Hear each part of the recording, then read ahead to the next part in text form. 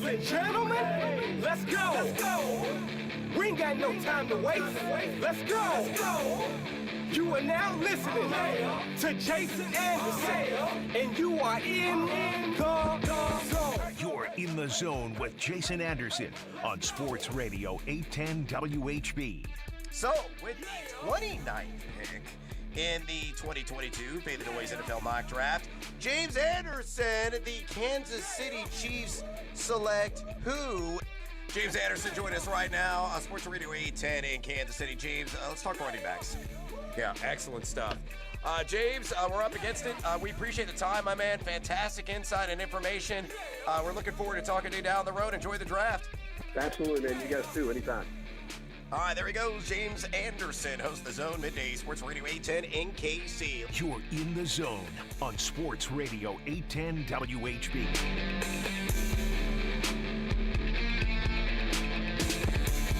I read a Thursday edition of The Zone right here on Sports Radio 810 WHB. Jason Anderson with you, Josh Brisco and Beards heading up until 2 o'clock. We've got you for the next 4 hours. A lot of stuff to get into today. No Chiefs today. A lot of open segments, and then play some sports or leisure today at 1 o'clock. Today will be NFL-centric. As you can imagine, it'll be a lot of NFL questions, NFL general, and we have a category with a lot of questions on Chiefs playoffs-specific records and things like that. So that comes up at 1 o'clock, little sports or leisure presented by Johnny's Tavern. Excuse me. Johnny's Tavern. Just getting choked up thinking about how good it is. So excited. And then 11 o'clock, hour from now, we'll talk with Craig Stout, KC Sports Network, kcsn.substack.com, and also the KC Laboratory Podcast. That is 11 o'clock with Craig Stout. 913-912-4810 is the text line.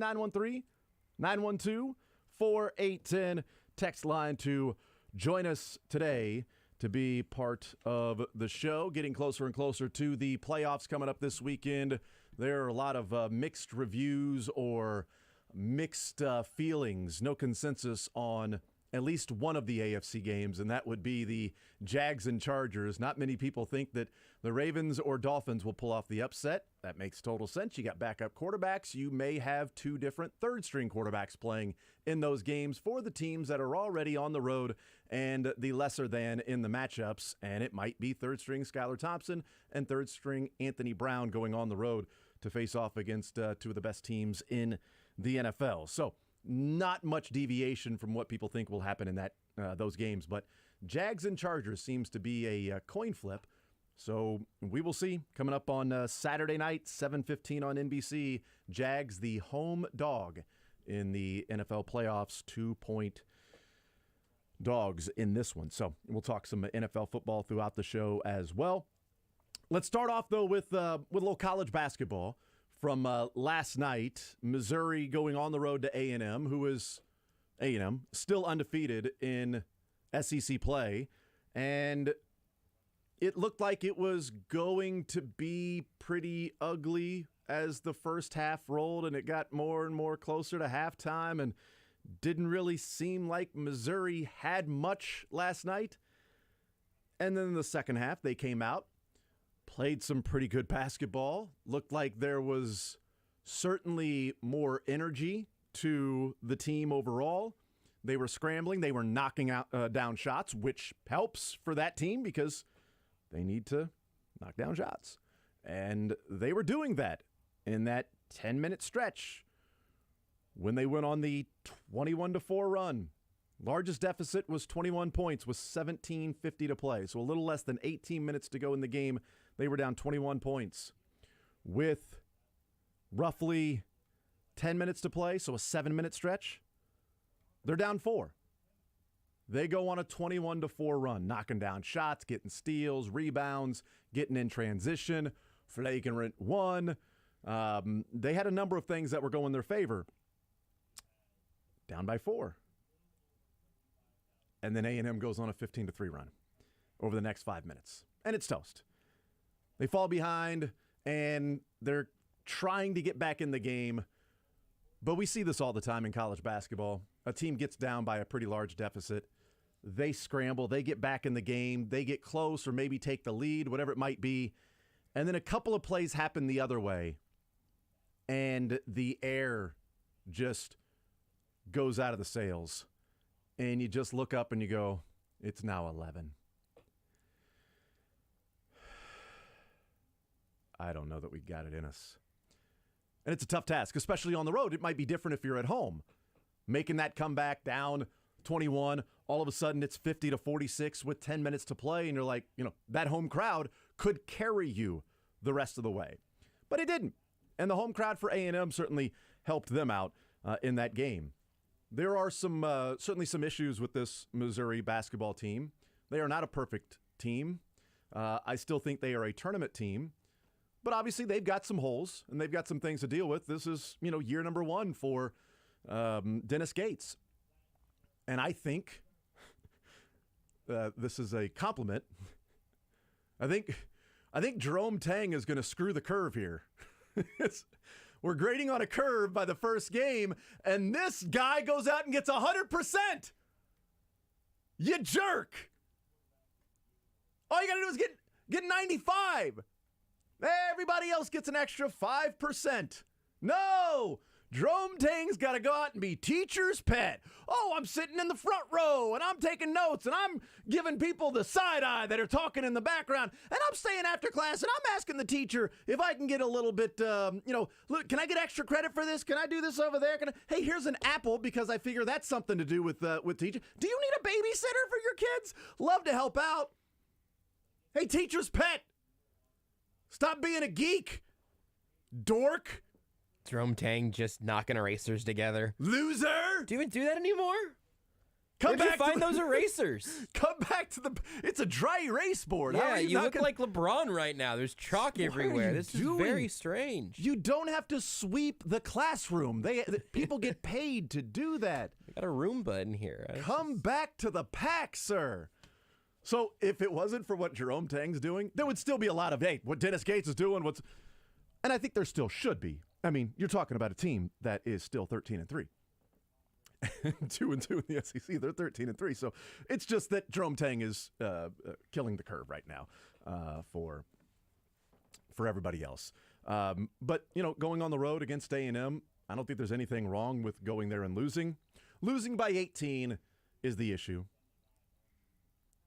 Not looking like they were really wanting to be a part of the game in the first half. And they've looked like that a number of times earlier in the season. They looked like that against Kansas in that game, most of the game, that they were just kind of going through the motions. And so we know that's been something this team can do. It's year 1. Dennis Gates trying to get, the buy-in, all of that stuff. They did turn it on in the second half, as we've talked about. I want to hear from Dennis Gates if we can. It's an interesting clip because, one, it's interesting to hear the coach talk about, and we can get into officials, and I would like people to hear my entire take before jumping to conclusions in the middle of the take, please. Stupid take, Jason. Dumb take. Just saying. It's a dumb take. If you're going to text or tweet something, I may get there when the point is over. So just go ahead and open up the text line on my phone. Your Honor, I would like a little grace from the court if I could. I do have a point here.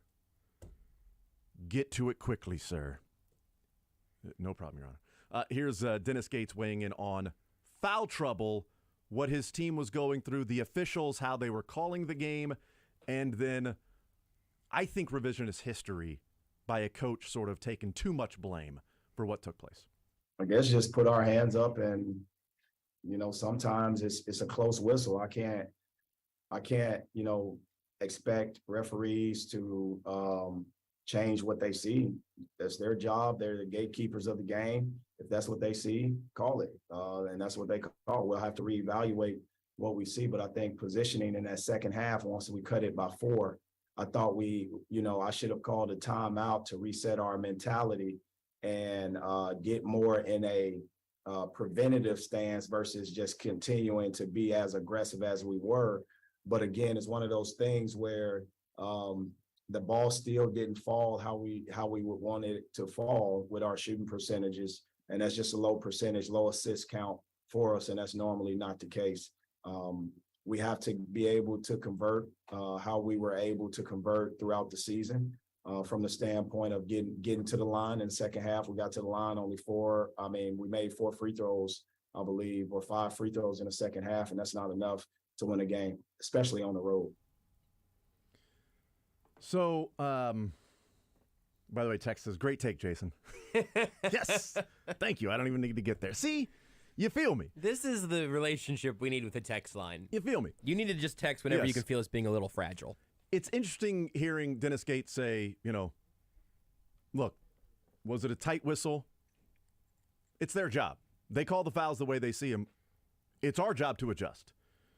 And maybe we adjust a certain way, arms straight up, which, by the way, that's what you really should be doing anyway. The rule of verticality is that you have to be straight up. You can't jump into somebody or arms, but whatever. We've got to adjust to that. We've got to do those things, right?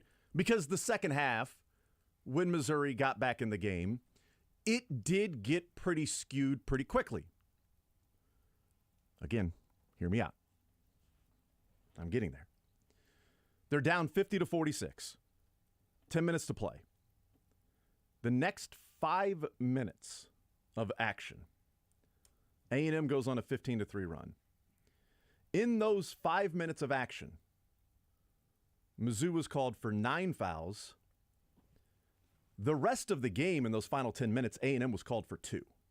So the 5 minutes where A&M went on a 15-3 run, it was 9-1 fouls. A&M's 15 points, 10 of those came at the free throw line. 10 of 12 came at the free throw line. And the final 9 minutes of that game, they were shooting free throws. And what Dennis Gates is, maybe it was a tight whistle. Well, maybe it was. Maybe it was a tight whistle. But here's where context is needed to that. In that 5-minute stretch, Mizzou took 11 shots. You wouldn't be surprised to know that 8 of them were threes. So you can't really complain about not getting to the free throw line when your team is jacking up threes the entire second half. You weren't getting many free throws when you were making your comeback. You were hitting threes. You were getting out in transition. You were getting defensive rebounds, which you didn't get very often. And this isn't a shot at Dennis Gates at all. That's not the point here. The point is, yes, the fouls were skewed. Right when Missouri got back in the game, all of a sudden it flipped. And when he said, maybe I should have changed our approach and gone more of contain, I think that's revisionist history from a coach trying to take too much of the blame. Because it's easy to look back now and say, you're scrambling and doing all those things got you within 4. And then it flipped on you and they went on a 15-3 run. So if you get within 4 and then you back off, A&M hits a shot here, hits a shot there, and you're going, why would you change what you were doing? Yep. It was an avalanche. They had the flagrant one. They were panicking. You were knocking down shots. You were feeling, you got a dunk. You got Hodge with a turnaround 3. You got things working in your favor. Why would you stop? We know now that Missouri gets within 4, and then the aggressive scrambling and still fighting and being, the team with the more energy, they were getting called for more fouls. But I also think that happens when you're forced to scramble. You're forced to go a little bit more aggressive at the rebound, a little bit more aggressive on defense to stop the guy from driving, and maybe a little bit more aggressive trying to drive to the hole and kick it back out because you don't have much time left. So, yes, you have to adjust to how the officials are calling the play or calling the game. We know that. But I think he's being a little too hard on himself. And I think when they got down by 4, the last thing I thought was, well, I really want them to back off now. Or you got within 4, now just back off. All right, you got to the 40-yard line, now just kick the field goal. No! What were you doing to get within 4? Keep doing that. It just didn't work out. But here's the point. Don't get down 21. That's the problem. Getting down 21 is everything that happened from the last 10 minutes of the game when A&M went on their 15-3 run in those 10 minutes down to 5 minutes and ultimately losing by 18. Everything that happened there was a result of you being down 21 to begin with, that when you went on your 21-4 run, you're still down by 2 possessions. That was the problem. It's like being down 21 in the third quarter of a football game. You're throwing the ball a lot, and then post game you say, "Yeah, we just ended up, had too many third and longs. You're behind the sticks a lot. We weren't running the ball enough on first and second." No. You couldn't be running the ball more on first and second down. You needed to pick up big chunks at a time. Mizzou is playing chunks at a time, make up the deficit basketball. I think it's interesting, and if I'm maybe overpraising, but like borderline admirable to just hear a coach after a game kind of explain it, even in the terms that Gates is trying to do there, because I do think there is something to realizing how the refs are calling a game and then having to fine-tune your approach to what the refs are doing. That is, of course, not how you want referees to be impacting a game. You want them to have the rules and then just, enforce them as you go. But if you do feel like you're seeing a difference in where the whistles are being blown, you can adjust, try to make that work in your favor. Yeah. You can't do that when you're down by 20 plus, and you can't really criticize that in retrospect when you were down 4 at the 9-minute mark in the game. Yeah. 9 minutes left, they were down by 4 points. And momentum, that whole momentum thing was all in Missouri's side. You have the comeback. Once you get to 4, it's no longer a comeback. You've come back. Yeah. You haven't taken the lead. You haven't taken control. I would have argued in that moment, hey, keep this exact energy because you don't need to be up by 2 points with 6 minutes left. You need to be up by 12 because you are on the road in a college basketball game in a home environment that's going to give your side the juice if they have any reason to give you that energy. So I have no issue at all with Mizzou continuing to throw the ball, as it were, in this analogy. And I also kind of like that clip from Dennis Gates because it gives you a little insight into how he's thinking, and he's still relatively new in town. Yeah, and again, they're on the road against a team that hadn't lost in the SEC, and they went 7 of 31 from 3. Yep.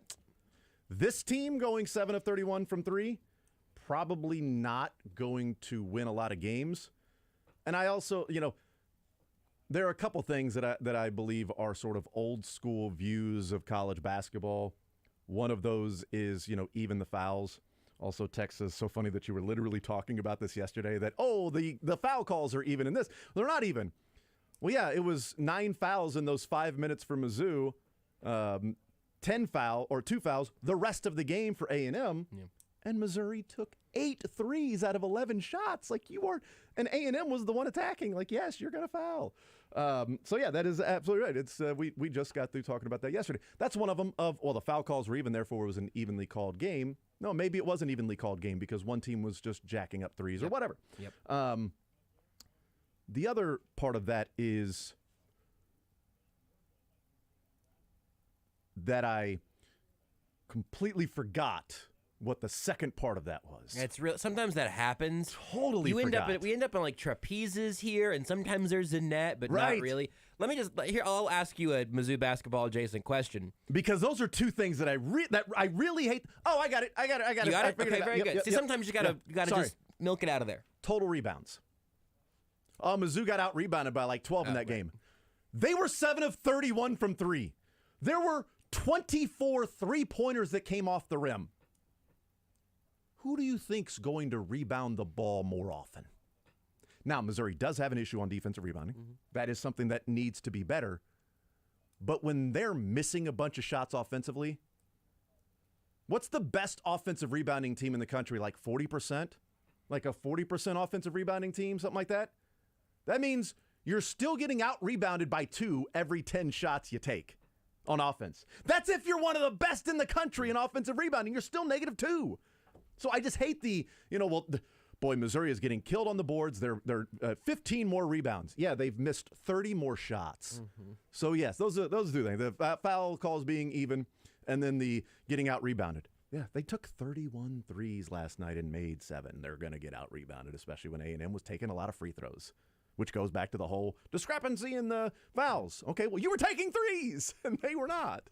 Basketball, it's one of the reasons that some of the more context-rich stats in basketball become really useful because it kind of gets some of that noise out where an individual game, like we just spent 20 minutes explaining why the foul numbers should not be the first thing that you take away from all of that. But that's, sometimes sports have a little extra complication like that, and it's a lot of fun. So Missouri was out-rebounded by 20, 41-21. It should be better than that. Mm-hmm. A&M missed 21 shots in the game. Missouri missed 38. They missed 17 more shots. What's easier to do? Grab a defensive rebound or an offensive rebound?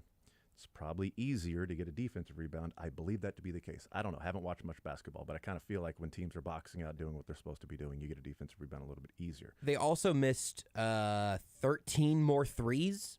If you want to just talk about like funky rebounds and where your positioning is likely to be good, it depends. Sometimes that might be better offensive rebounds with those threes. It literally, that's why it probably becomes a shot for shot thing, and you can't just wipe it all out with one stat. But these are all worth noting. I think it's a good exercise to try to focus on the right thing. If you're a Mizzou fan that's a little bit dazed today, just make sure you're focusing on the right stuff. I think Mizzou might have a lower floor than K-State at this point with what we've seen, as we kind of compare the rebuilds of them, both. But both of them have shown incredibly high ceilings, as long as you think Illinois is still good.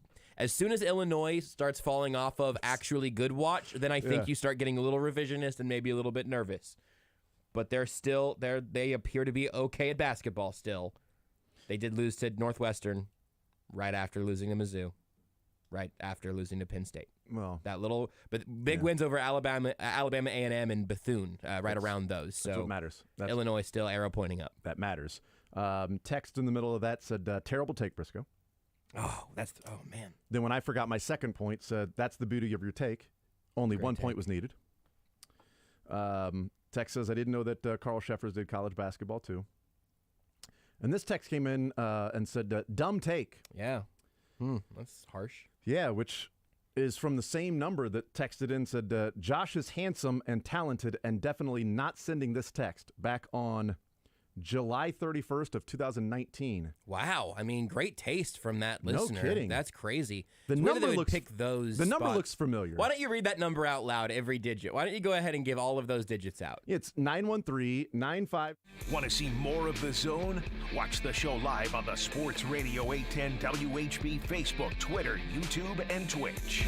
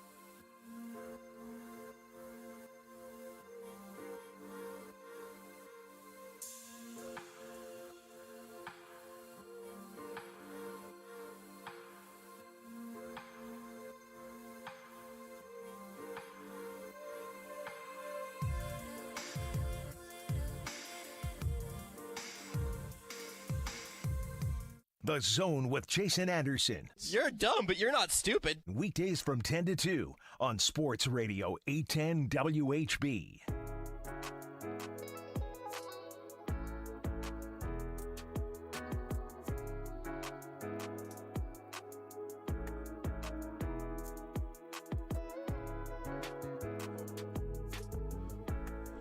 All right, we continue right here on Sports Radio 810 WHB. Craig Stout coming up at 11 o'clock. KC Sports Network, KC Laboratory Podcast. Looking forward to our conversation with Craig. He's got a lot of really interesting thoughts on the defense. He's one of the go-tos if I'm like, all right, what's going on with this Chiefs defense? Let me see what Craig's writing about and talking about. So we'll talk with him coming up at 11 o'clock. And the defense, areas to clean up, areas that he's satisfied with, strengths, weaknesses, things like that. I was looking last night, getting ready for Craig, because I was putting in more effort than Mizzou was in the first half of that basketball game, coming up with sports or leisure questions, etc. And looking at DVOA, and we talked about this for special teams and what the Chiefs special teams has done this year. But Spagnuolo's only ever had one defense that had a negative DVOA, which is good. Negative is good. Means you're taking points off the board from the offense. Plus, it means that compared to the average, those are, you're positive. So there's more points being scored or whatever it might be, points percentage. So they're 17th this year in DVOA with a plus 1.4%. And they were minus 2.9% in 2019 when they won the Super Bowl. So that's the 1 year that he had a negative, and they won the Super Bowl with that team. So they were, minus 2.9%. This year, they're plus 1.4%. But since the bye week, they are 13th in the NFL at minus 4.3% since the bye week. So, just curious as to what Craig makes of that. Has there been that? Because DVOA, it factors in opponent. It's not just general, like, look at their passing yards they've been giving up. Wow, these last 3 weeks, they gave up, the fewest passing yards in the NFL. Going up against Malik Willis and, Anthony Brown, and name off any other quarterback that just randomly you might face in a 3-week time frame. No, when you've got those weeks, it's week 9 to week 18, it's half a season, that it is weighted for opponent and location and all of those things for DVOA to give you some sort of a metric that tries to make it a little bit easier to compare all the defenses. And they're better than middle of the pack. They're 13th with a negative. So we'll talk to him about that and some of the other things. And I know this stat that we'll hear all next week. Andy Reid's 27-4 coming off a bye in his career. 27-4. And those 3 bye weeks that they have had in the playoffs with Patrick Mahomes in 18, 19, and 20. He's 3-0 in those games with an average score of 35-20 in those bye weeks. So whoever's heading into Kansas City next weekend, good luck. Because Andy Reid, not only does he win these games, not very close either. The Texans game was close for about 17 minutes. And then it was an avalanche. And luckily, Andy Reid didn't say, well, we got within 4. Let's back off, right? Didn't do one of those things. And then the Browns game is kind of skewed because it was 22-17, but it was 19-10, and the Chiefs were driving in the third quarter when Mahomes got knocked unconscious or choked out or whatever it was. And Chad Henne came in, and then they kicked the field goal on that drive to go up 22-10, final 22-17. So that game could have been a whole lot worse than what it ended up being, but that's fine. 9-point margin or 5-point margin. It's really negligible when you're talking about 3 games and you're talking about 100 some odd points offensively that they've scored in those 3 games coming off a bye. So they have outscored their opponents in those 3 games off a bye in the playoffs, 104-61 in the divisional round of the playoffs. In the divisional round of the playoffs, the Chiefs have outscored their opponents coming off a bye 104-61. Now, last year that wasn't the case. They outscored the Bills by 6. That's all you need. But it wasn't off a bye. It was coming off that Pittsburgh game, which second half kind of felt like semi-bye. Yeah, it was a semi-bye. They had a semi. Yeah, well, they had that semi-bye that was there. 913-912-4810. Jerick McKinnon, AFC Offensive Player of the Month. He was pretty good this month. Yeah, well, December. Refresh my memory. What did he do exactly? Because I don't know. I mean, he didn't run the ball very much. That seems kind of crazy for a Player of the Month. There were catches. Was he catching the ball? And then there were pay dirts. There were goal line thingies. I think 9 times maybe. Nine times. See, I got that one. Nice job. Well done. In the month of December, Jerick McKinnon, I'm doing the least impressive part of this, obviously. He was the fantasy Christmas present. If you had him on your fantasy, he was the Christmas present. He was the jelly of the week. It was the gift that keeps on giving. And I wonder if they are kind of including the overhang of January because they're not going to do a January Player of the Month for 2 weeks of games or whatever. But in December, in those 4 games, Jerick McKinnon ran for a total of 132 yards. And he's a running back that got Player of the Month? If you expand it through January, it rockets all the way up to 136 yards. He had 10 yards in the 2 games in January rushing, which is just funny to me because a running back, yes, Offensive Player of the Month, because December and January, he had 8 touchdowns. 9. I'm on December and January? Yeah, I thought so too. He had a touchdown in every game in December and January, and 9 total touchdowns. This one's only giving me. I'm gonna figure out what's going on here. For football references. Are you missing? Are you just looking at receiving? Shaking me. No, because he has 1 rushing here, and then 7 receiving, and then 8 total. But I also thought we were at 9. Yeah, pretty sure it's a Nina. It's a niner. Talking on a walkie-talkie. Game line. I've selected everything. I'm confused now. This is some of the best radio you could possibly do. Is staring at football reference and going, wait a second. Yeah, December 4th, he had a touchdown against the Bengals. December 11th, he had 2. Yeah. December 18th, he had 2. Then December 24th, he had 1. January 1st, 2. January 7th, 1. That's 9. 3, 4, 5, 6, 7, 8, 9. Yeah, 8 receiving, 1 rushing. You looking at that Cincinnati game? Yeah, I've got the Cincinnati game right in here and everything. Okay, Cincinnati game 1. Yeah. Denver 2. I'm seeing it. I'm looking at it. I got them all selected, and it's got 1 rushing and 7 receiving and 8 total. I wonder if just this side of football reference is just giving me something funky. Yeah, absolutely. Mine is coming up with 8 receiving touchdowns. I believe 9 is what I remembered, and you are getting the stats correctly loading on your screen. Okay. So I'm with you. Yeah. I'm just stumped by what's currently happening inside the soul of my Pro Football Reference. Because mine is 1, 6 games, 3, 5, 8 6, receiving, 7, 8, 1 rushing, 9 total. Yeah. It's weird. That's very You sure you got them all highlighted? I'm unselecting them, and I'm going to reselect them, and we're going to try. I think I just probably got lied to by my clicking here. Yeah. It is 9. Oh, okay. We figured it out. That makes sense. We got to Counting 9. them adds up to 9. Clicking them adds up to 8. I don't know why you just didn't believe me. I did believe you.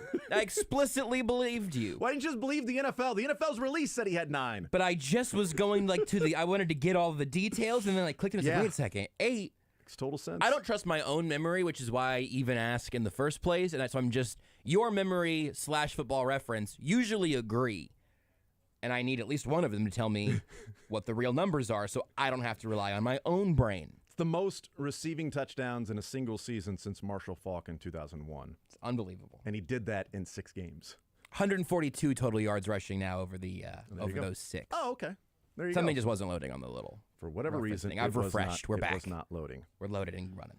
I asked this of Adam Teicher a few weeks ago, and he brought up the point that, we had talked about in the first 7-8 weeks of the season when we were discussing running the ball and everything. And he's like, do you know who leads the Chiefs in number of plays this year at the running back spot? And I'm like, well, it was McKinnon, right? It was a trick question. And he was like, yes, it's McKinnon. He's got the most reps And so then like 3 or 4 weeks ago, I was asking him, I'm like, so we see this McKinnon burst onto the scene late in the season. Boy, it's familiar because we saw it last year.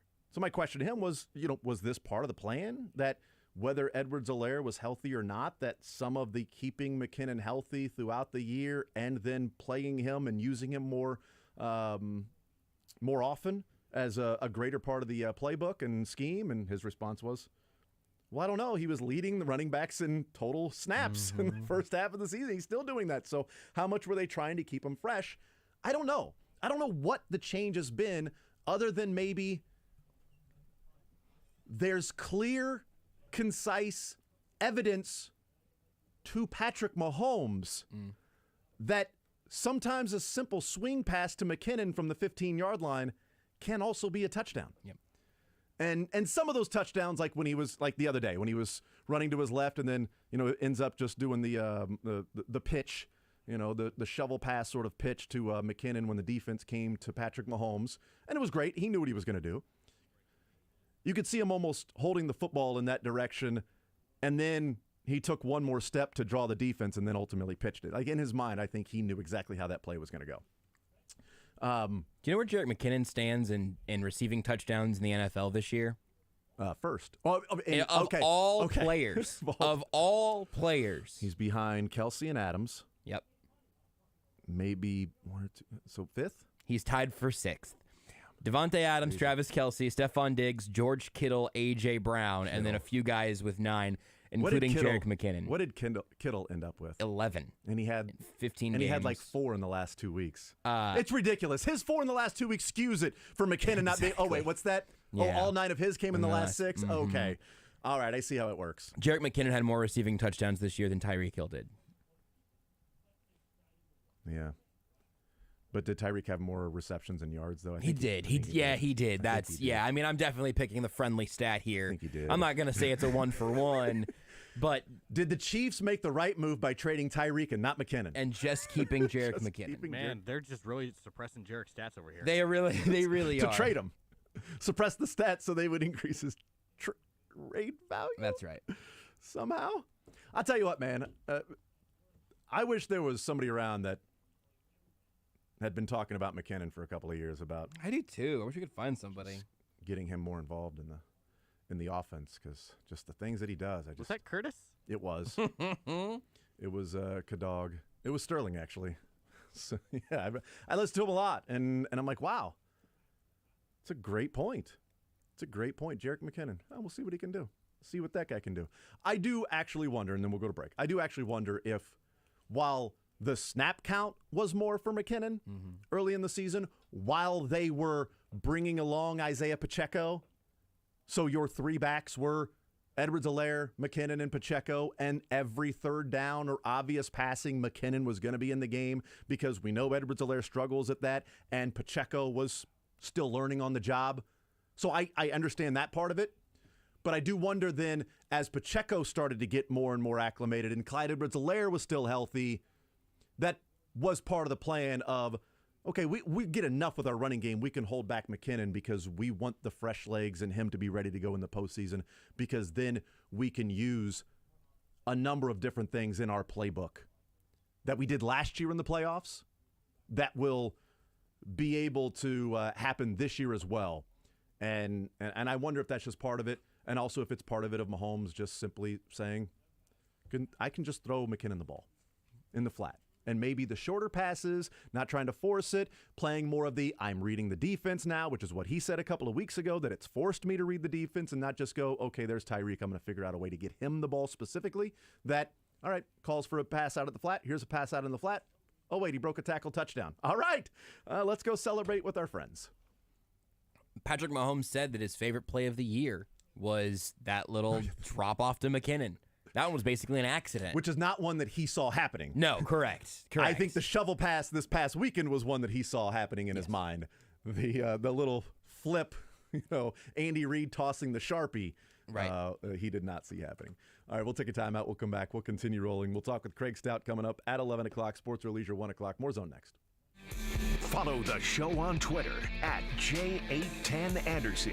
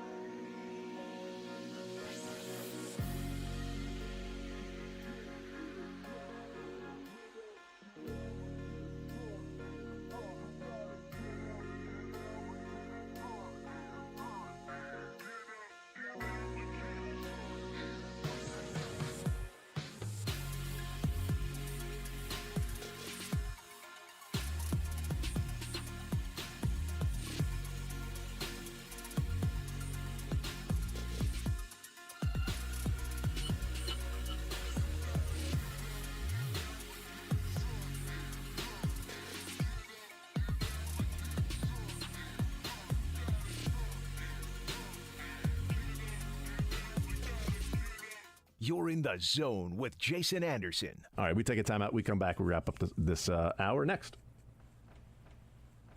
Do we not wrap up this hour No, next? you still have. This is your last segment, buddy. You're not used to this. You're not used to this. You took a break. Left. You took a break way early. That's way too early for a break. Weird. On Sports Radio 810 WHB.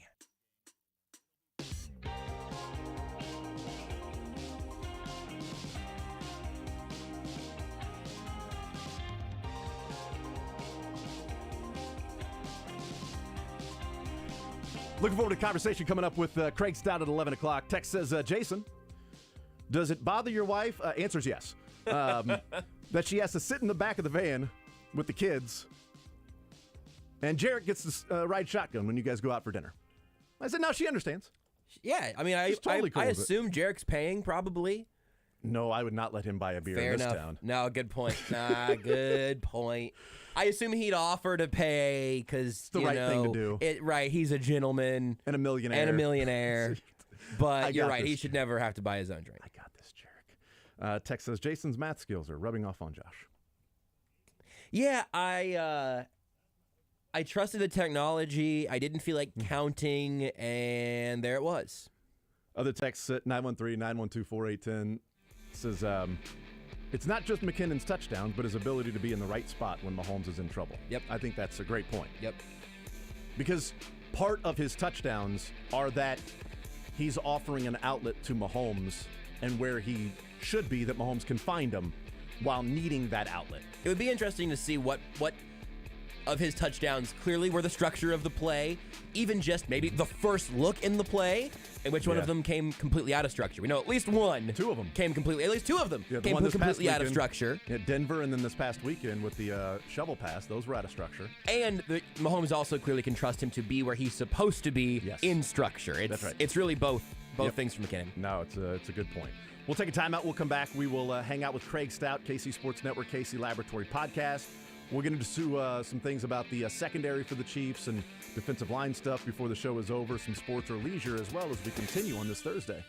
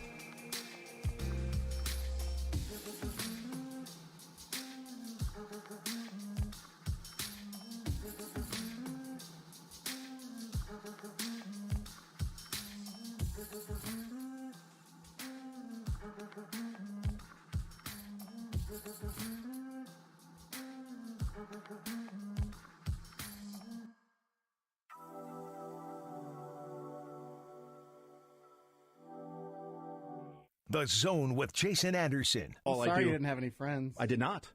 Weekdays from 10 to 2 on Sports Radio 810 WHB.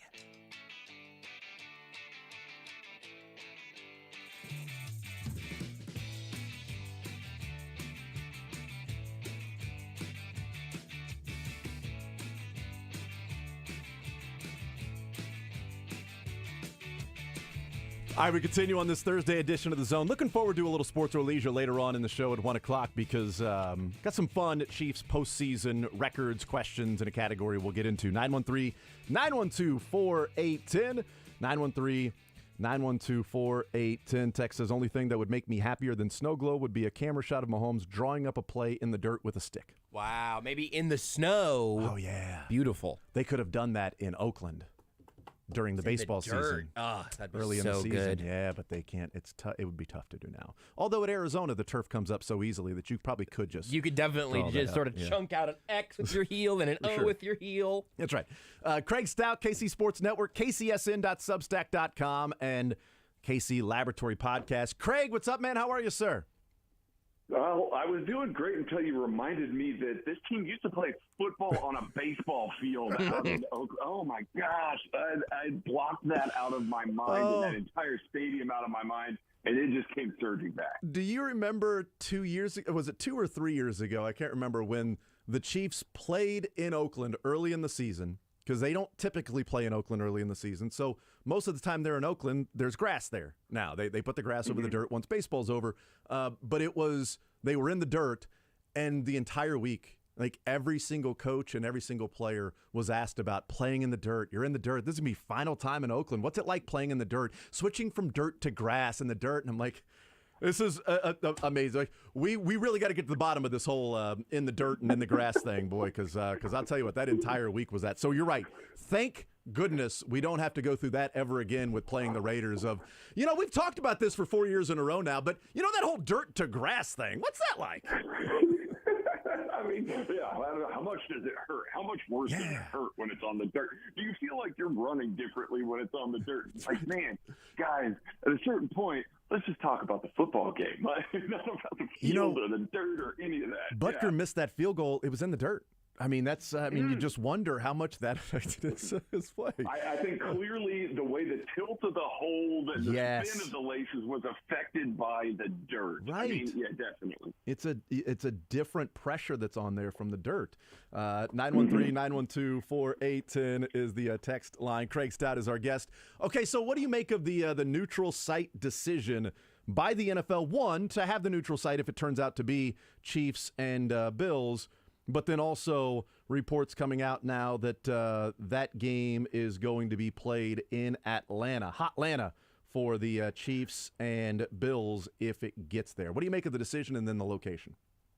I mean, I think the decision itself, I understand. I think that trying to come up with ways to make that as fair as possible, is difficult. There was no good way. There was going to be a way that, a team was not going to get what they could have gotten if they would have played the entire thing. Obviously, as more details have come out about, who wanted to play and when and all of that, people's, takes and everything like that shift. I'm fine with it. Neutral site game, because frankly, it doesn't matter. Whether it would be in Buffalo, whether it be in Kansas City, both of those teams are coming out guns a-blazing. And I don't know that there would have been, certainly an Arrowhead advantage does matter somewhat, but I don't know that it's so significant that losing that advantage now puts the Chiefs behind the 8 ball. Certainly at a neutral site, it'll be something good. A place like Atlanta makes a lot of sense. Like that stadium is awesome. It's excellent. There are direct flights out of Kansas City, real short ones going to Atlanta there. And playing on that turf, while obviously it's not something that you want to see, you would rather see a lot more grass there, but it's really good turf. It's a good field, and it's equidistant. It's 800 miles, essentially, for both teams. So you're not having to go too far one direction or another. I personally was hoping for Vegas because we're going to be out there for the Shrine game, and that would have been awesome. Yeah. But no. It's going to be in Atlanta.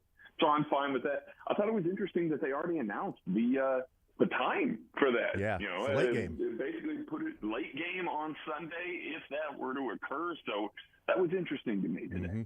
5:30 is when that game will take place Sunday afternoon in Atlanta. If it does happen, I'm totally fine with Atlanta. I would have liked Vegas. I thought that would have been cool. And you're right, you guys would have been out there anyway. And then, the Pro Bowlers, hopefully for the Bills, would have been able to just stay there and hang out in Vegas for the Pro Bowl games. That would have been great. It would have been very convenient. NFL personnel that would have been covering the game could just stay in Vegas and then cover the Pro Bowl games and dodgeball and all of the stuff that they're going to be doing with the flag football game and all of that stuff. And so, yeah, that's fine. I was going to be a little frustrated if it ended up in Pittsburgh.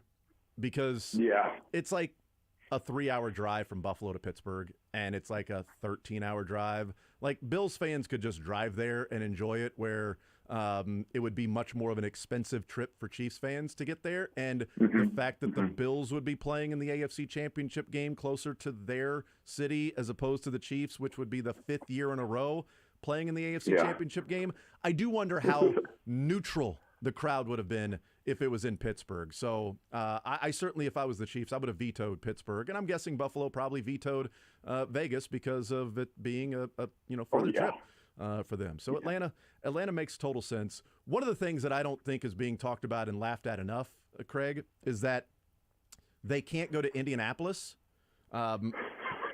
because Indianapolis has a volleyball tournament that weekend. You're like, okay, they already have a scheduling conflict. Which means they scheduled a volleyball tournament on the weekend of the AFC Championship game. They knew. I mean, come on now. When was that scheduled?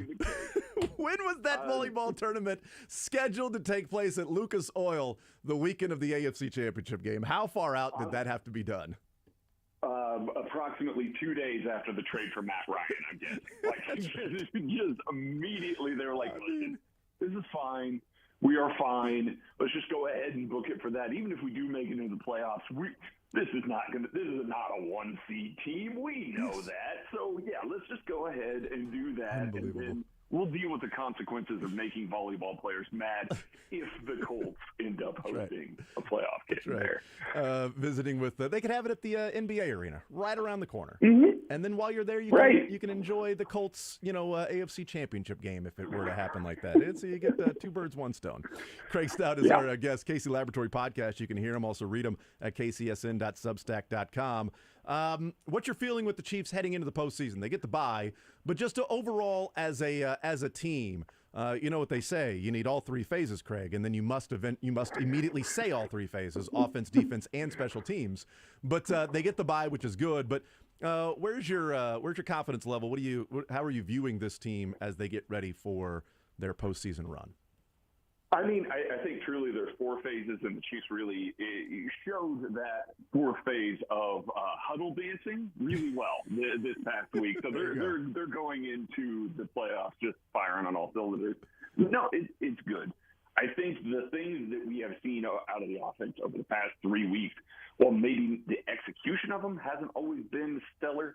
I like the usage of 13 personnel. I like the usage of those extra tight ends, and they're stretching the field still with those extra tight ends on the field.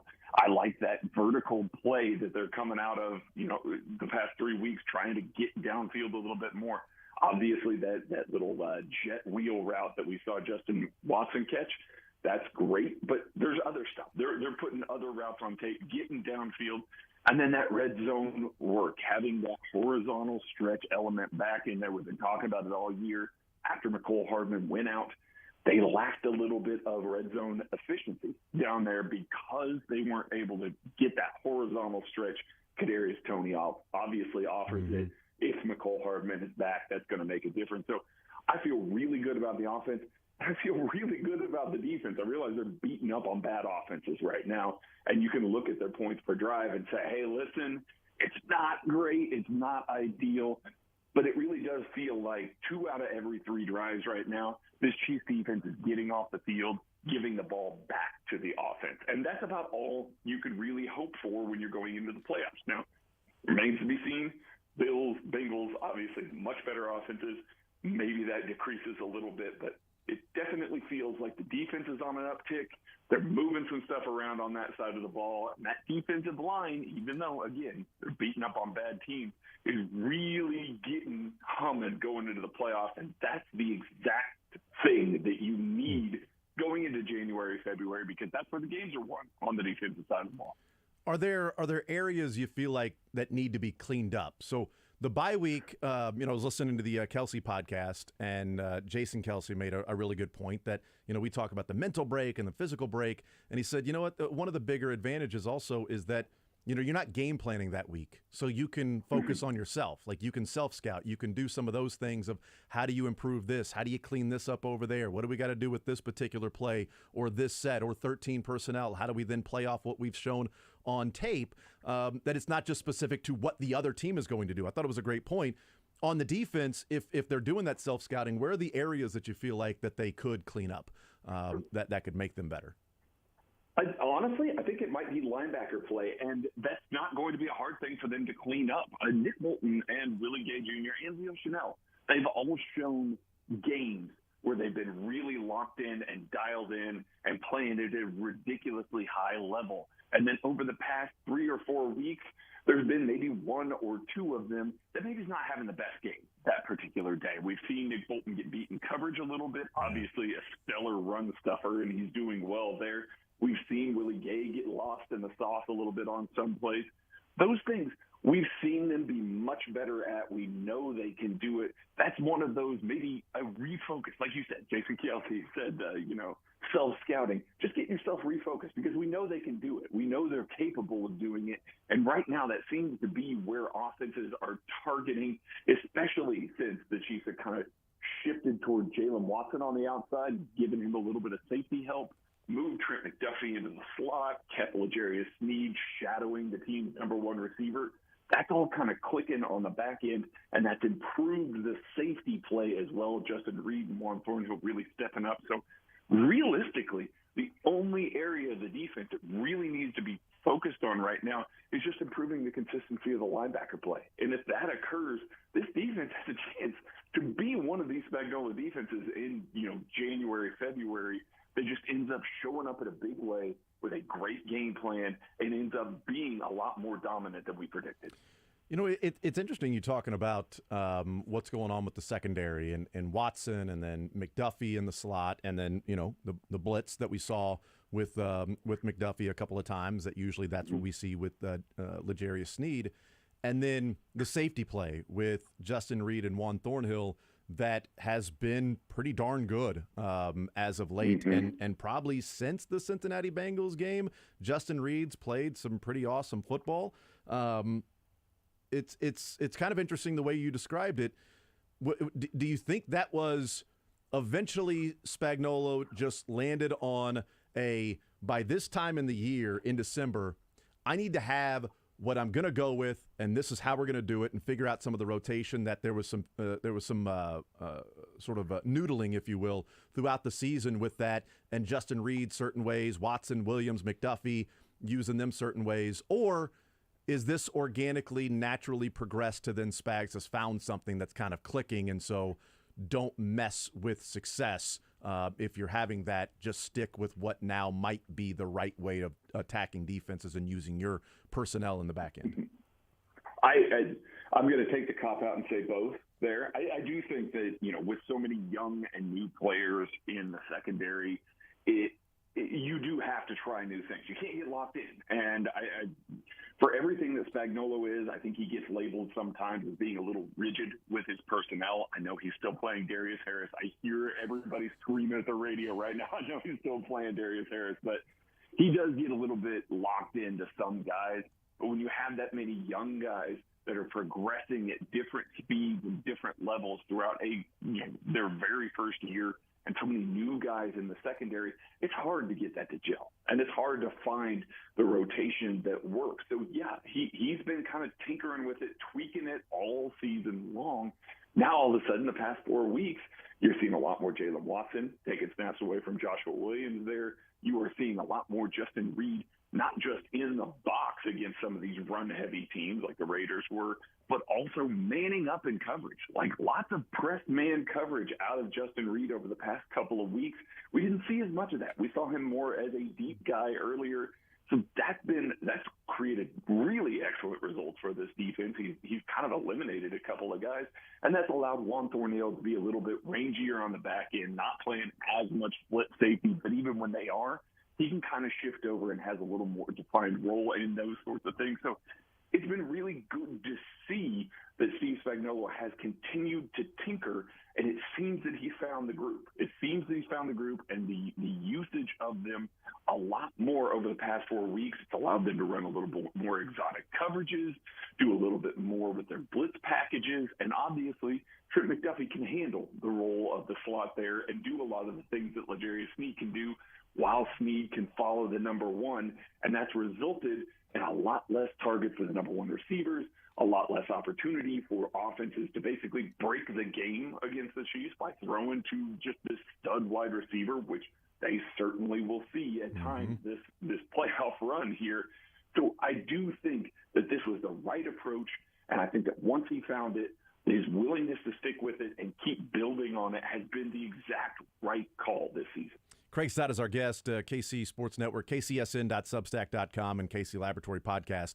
You hit on something there with Jalen Watson and Joshua Williams, and something that, Josh and I are going to get into a conversation as well about just the secondary and usage and things like that. Picking your brain and seeing what maybe you find to be the reason that earlier in the season when McDuffie went down, it was Jalen Watson and then a little Joshua Williams mixed in. And that eventually became Joshua Williams and then Jalen Watson mixed in. And now it is Jalen Watson with Joshua Williams mixed in.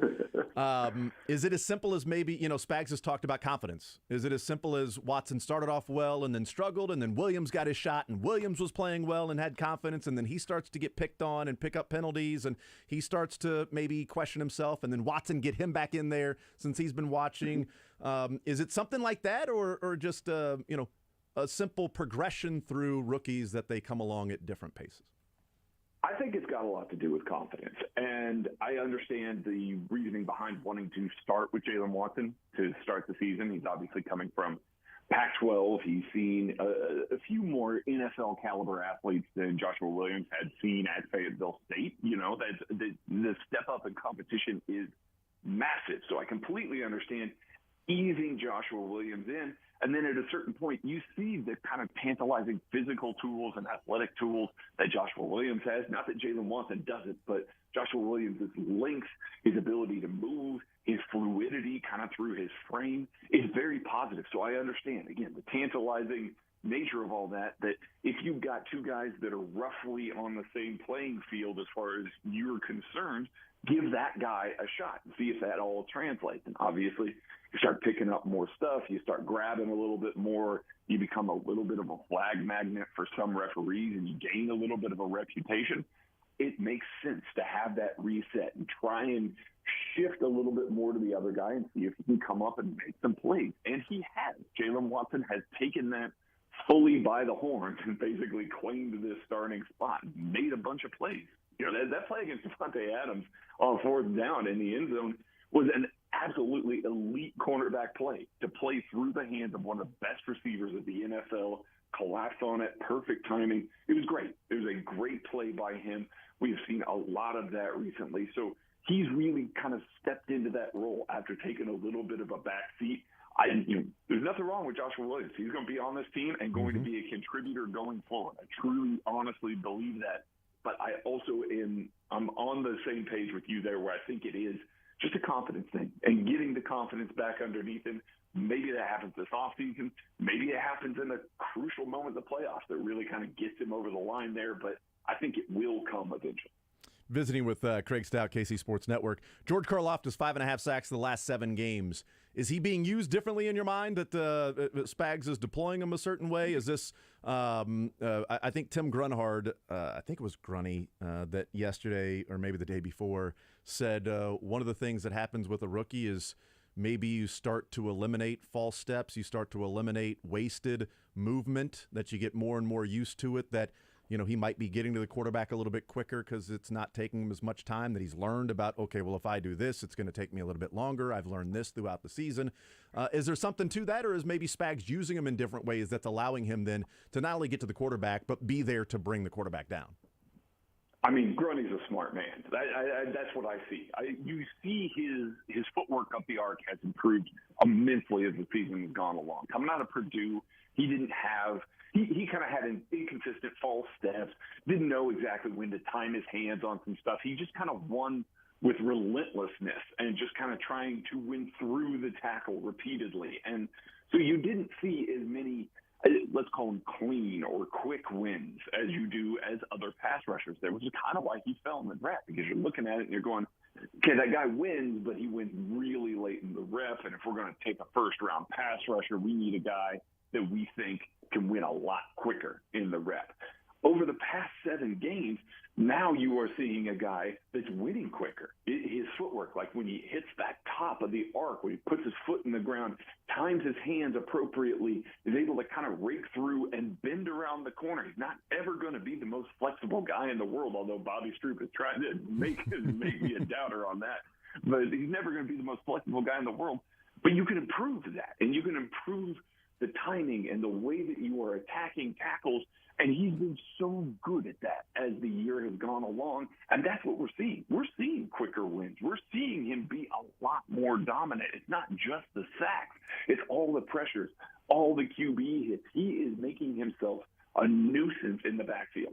And if you've got teams that clearly come out and focus on Chris Jones, which they should, because he has a Defensive Player of the Year resume this year, and teams that want to continually chip Frank Clark coming out of the backfield as well, that means that George Karlaftis is going to consistently see one-on-ones all game long.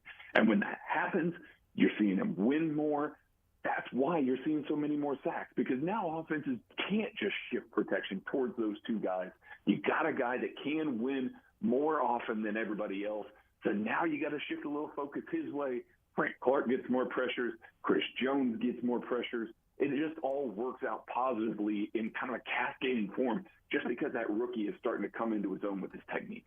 Is correlation causation that the back end of the Chiefs that we talked about, Jalen Watson, Joshua Williams, Justin Reed, Juan Thornhill, what they're doing a little bit there, the pass rush that clearly is getting there. They're second in the league in sacks. That the last 5 games, the Chiefs do have the 8 takeaways where, they were a team that had 8 takeaways in their previous 9 games.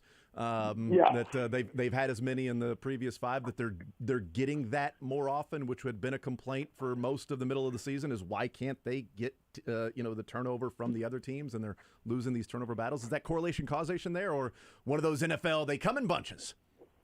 No, I think there's a little bit of correlation causation there. I do. You got a pass rush that's breathing down your neck all the time. Well, then, you're going to make mistakes. You want to get the ball out of your hands. And so you're not surveying the field quite as quickly. You're making some riskier throws, and that results in some problems.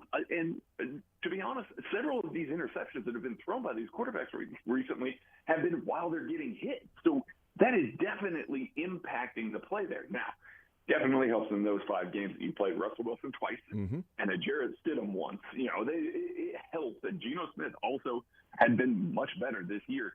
Did not look great in Davis that game. Mills so, and Davis Mills. It's not like it's been a murderer's row of quarterbacks that they've been going up against, but it's coming from positive results. It's something that you look at and you go, hey, the process is good on this. Yes, there's going to be quarterback. Joe Burrow may shake off one of those, be able to complete a pass downfield to Jamar Chase. You're going to get got occasionally by that offense. That makes sense. But the process is still sound, and the process is still good. So that's why you kind of look at it a little bit and you go, hey, this isn't just luck. This isn't just things bouncing your way. They're actually creating these. It's not just by accident that this has happened. They are actually doing this, and it's a good process along the way. All right, last one for you, Craig. Is there a matchup that you would, I'll just say this, Jags or Chargers? Which team would you rather face off against next weekend, Jags or Chargers at Arrowhead Stadium? Give me the Jaguars. It's really hard to beat a team 3 times in one season, especially, a Chargers team that might be getting a little bit healthier. I say that after, Brendan Staley just tried to make them not healthy by playing them in Week 18. But I would rather see the Jaguars. I think Doug Peterson's a hell of a coach. He's going to come out with an absolutely awesome game plan. That's going to happen this week. I don't think that they're looking forward to any other game. They're just playing game by game at this point. If you want to tell me that Steve Spagnuolo and what he does, and Andy Reid and what he does in preparing for the playoffs and tailor-making game plans for specific teams, not just putting stuff on tape, but tailor-making game plans to beat specific teams. Yeah, I'm going to give the Chiefs the advantage over that Jaguars team every single time. I don't think that they have enough players to break the game in their favor, certainly when you think about all the coaching matchups, all the players the Chiefs have that can break it in their game. I just think that that's one of those that the Chiefs would run away from a little bit. That's the one you prefer? Who do you think they do face off against next week? That's the one that I prefer, and also the team that I think they'll face off against. Okay. I just think the Jaguars and Doug Peterson they're going to get Brandon Staley this weekend. All right, we'll see what happens. Craig Stout, KC Sports Network, KC Laboratory Podcast. Craig, you're the man. Really appreciate the time, sir. Thank you so much. Enjoy the football and the automatic win this weekend, and we'll catch up soon, man. Hey, thanks for having me. Absolutely. There's Craig Stout, KC Sports Network. Go to kcsn.substack.com, and also you can check out the KC Laboratory Podcast. He thinks the Jags win this weekend, and it will be Jacksonville and Kansas City, and that would be a matchup where I think there would be a fighting against being overly confident around here, not necessarily at One Arrowhead Drive with the players, but around here when the Chiefs won by 10 and they were -3 in turnovers and the Jags had the onside kick that they started the game with. One of those turnovers by the Chiefs was at the 15-yard line with Pacheco. That would have been a 1st and 10 from the Jags' 15-yard line. I think there would be give me the Jags because of what happened in early November. It's a playoff game, and certainly the Jags will be ready to go, and I obviously think the Chiefs will be ready to go too. I don't think anybody at One Arrowhead Drive is going to go, oh, hey, November 13th, we won by 10. We're good. Let's just roll our helmets out there and get ready for Buffalo. Are we going to Atlanta, or are we staying here against what I think will be the Bengals, or in Atlanta against the Bills? We'll take a timeout. We'll come back. We'll continue rolling. More Zone coming up next. Take the show with you by listening live on 810WHB.com, in the 810 mobile app, or by subscribing to The Zone wherever you get your podcasts.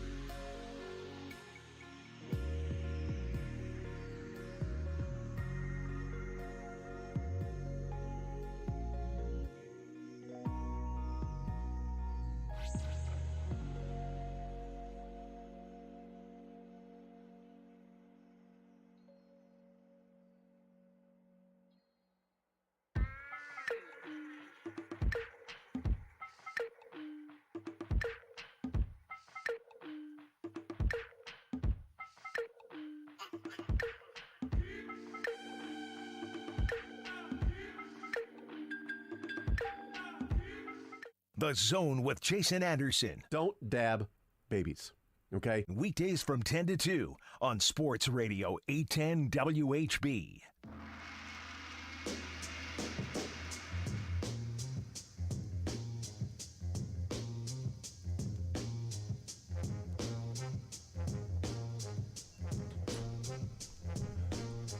Do want to clean up some housekeeping.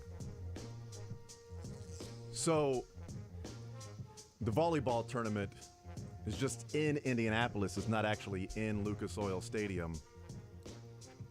But it sounds so much better if you think that Jim Irsay scheduled a volleyball tournament on the weekend of the AFC Championship game for the Colts. I think it's funny to think of Jim Irsay planning anything. What if is Jim Irsay back, sitting back and just coming out like, when should this volleyball tournament be here in the city of Indianapolis? He's got control over those things. Apparently, the volleyball tournament taking place at the convention center, but Indianapolis declined because of the fact that they're going to have some 30,000 people in their town. So that's a lot of hotel rooms that are being used, whereas it's a good point that if Indianapolis hosts the AFC Championship game, not many hotels needed for the people that live there. So do you think then that the actual long con here is that Jim Irsay hired Jeff Saturday to make sure the Colts wouldn't make a playoff push because they didn't want to have a conflict with the hotels and the convention center in the playoffs? That Frank Reich might bleep around and get us a playoff berth, and we cannot have that. Well, you may not need the hotels because it's a home game, so you got a lot of people in town that live there already. So maybe it's less, needed there. Whereas Atlanta, you're going to need the hotel rooms. You're going to need the hotel rooms where the game is going to be played in Hotlanta. Now, I've said that, the whole, when the NFL made their decision to, call it a neutral site game for the AFC Championship with the Chiefs and Bills, that, look, I get it. There are some teams that got screwed. Did the Chiefs necessarily get screwed? Probably not. But it is interesting the picking and choosing that the NFL did on winning percentage counts for this, but it doesn't count for that. Like winning percentage counts for seeding, but because the Bills did not play that game, which means they didn't have an opportunity to win that game, we're going to call it a neutral site. Because had they won that game, they would actually get home field advantage. And through no fault of their own, did they not get to play that game. And the same thing for Cincinnati. Cincinnati didn't get to play that game through no fault of their own. And had they played that game and won, they would have home field advantage. So that game is going to be played at a neutral. Where's that? Oh, that game's played in Buffalo? Oh. Well, then why would the neutral site be needed if the Chiefs have the higher win percentage, but you're assuming the Bills would have an opportunity to win that game against the Bengals, which would then give them home field. So the only way to make it fair is to make it a neutral site, and then the same is not used for the Bengals in the divisional round? It's just sort of picking and, hey, you know what? It's winning percentage, unless the Bengals have a lead on the Ravens for the division, then it's going to do a coin flip. But winning percentage, but a coin flip for who hosts the game. So you got home field advantage for one of them. That is, well, this team didn't get a chance to play, but too bad. Too bad. Winning percentage, you've got less wins. So you just have to go to Buffalo. Neutral site when, well, this team has a higher winning percentage. Yeah, but this team didn't get a chance to play, so it's fair for them. Coin flip when winning percentage is there. They took 3 different scenarios and came up with 3 different results in where and how to play that game. That's where most people are frustrated is, okay, if you're going to use winning percentage, use winning percentage. But why pick and choose? Because if you're Cincinnati, I'd be pretty pissed. But why do I got to go to Buffalo? Why would I have to coin flip with the Ravens? Buffalo gets a neutral site for the championship? What's different about us and Buffalo? We didn't get a chance to beat them. You're saying Buffalo didn't get a chance to win, so they get a neutral site? We didn't get a chance to win. Yeah, but why are you bringing up old stuff, Cincy? I think there's two paths right now where on one side, I wonder if the NFL quietly would just be like, yeah, I wish we could have just rode this thing out and then just say, all right, game's going to be with the higher seeded team. Good luck, everybody. Have fun.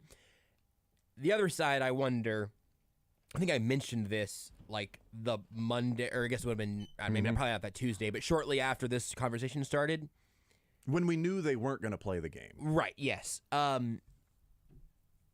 wonder if the NFL is putting up a little scaffolding right now. Maybe it's a trial balloon, because they seem to enjoy having the Super Bowl at a neutral site that they decide years in advance. And I don't know that this would make sense, but I also don't think that would stop the NFL from chasing $150, where the conference championship games basically become bowl games, where you just, hey, you're playing to get to the right to play this game. It's going to be in Atlanta this year.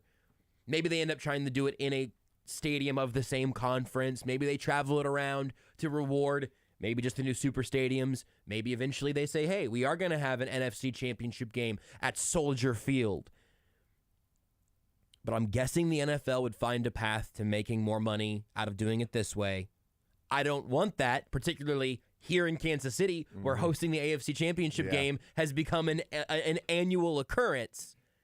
But I don't think we can totally write off the idea that maybe the NFL is seeing how this goes on short notice, no less, to see if it ends up being a money-making opportunity in the future. It would bum me out to not have the home crowds for championship games, but they've already done that for the Super Bowl. The NFL looking to make money? At the cost of maybe fan enjoyment and home field vibes? No. The NFL taking the dollar over that? That doesn't sound like them. As you were talking there, it's one, I think that's absolutely the case, that this is a trial balloon of wanting to, because there have been some people that have sort of put that out there, kind of like how the NFL last week was just putting things out there like, hey, right. What do you think about the number one seed gets their choice? That was dumb. Okay, cool. Hey, what do you think about the number one seed? Throwing a dart at the opposing coach with a balloon right above his head, and if they pop the balloon, then they get home field advantage. If they don't, then they get the bye week. What do you think about that? Oh, okay, that was dumb. Yep. Okay, we'll think of something else. That part of it being sort of a trial balloon, let's put this out there and let's see what we get. Let's see what the crowd sounds like if it's Chiefs and Bills. I also wonder this, as you were talking about when you said, Chiefs hosting every single year.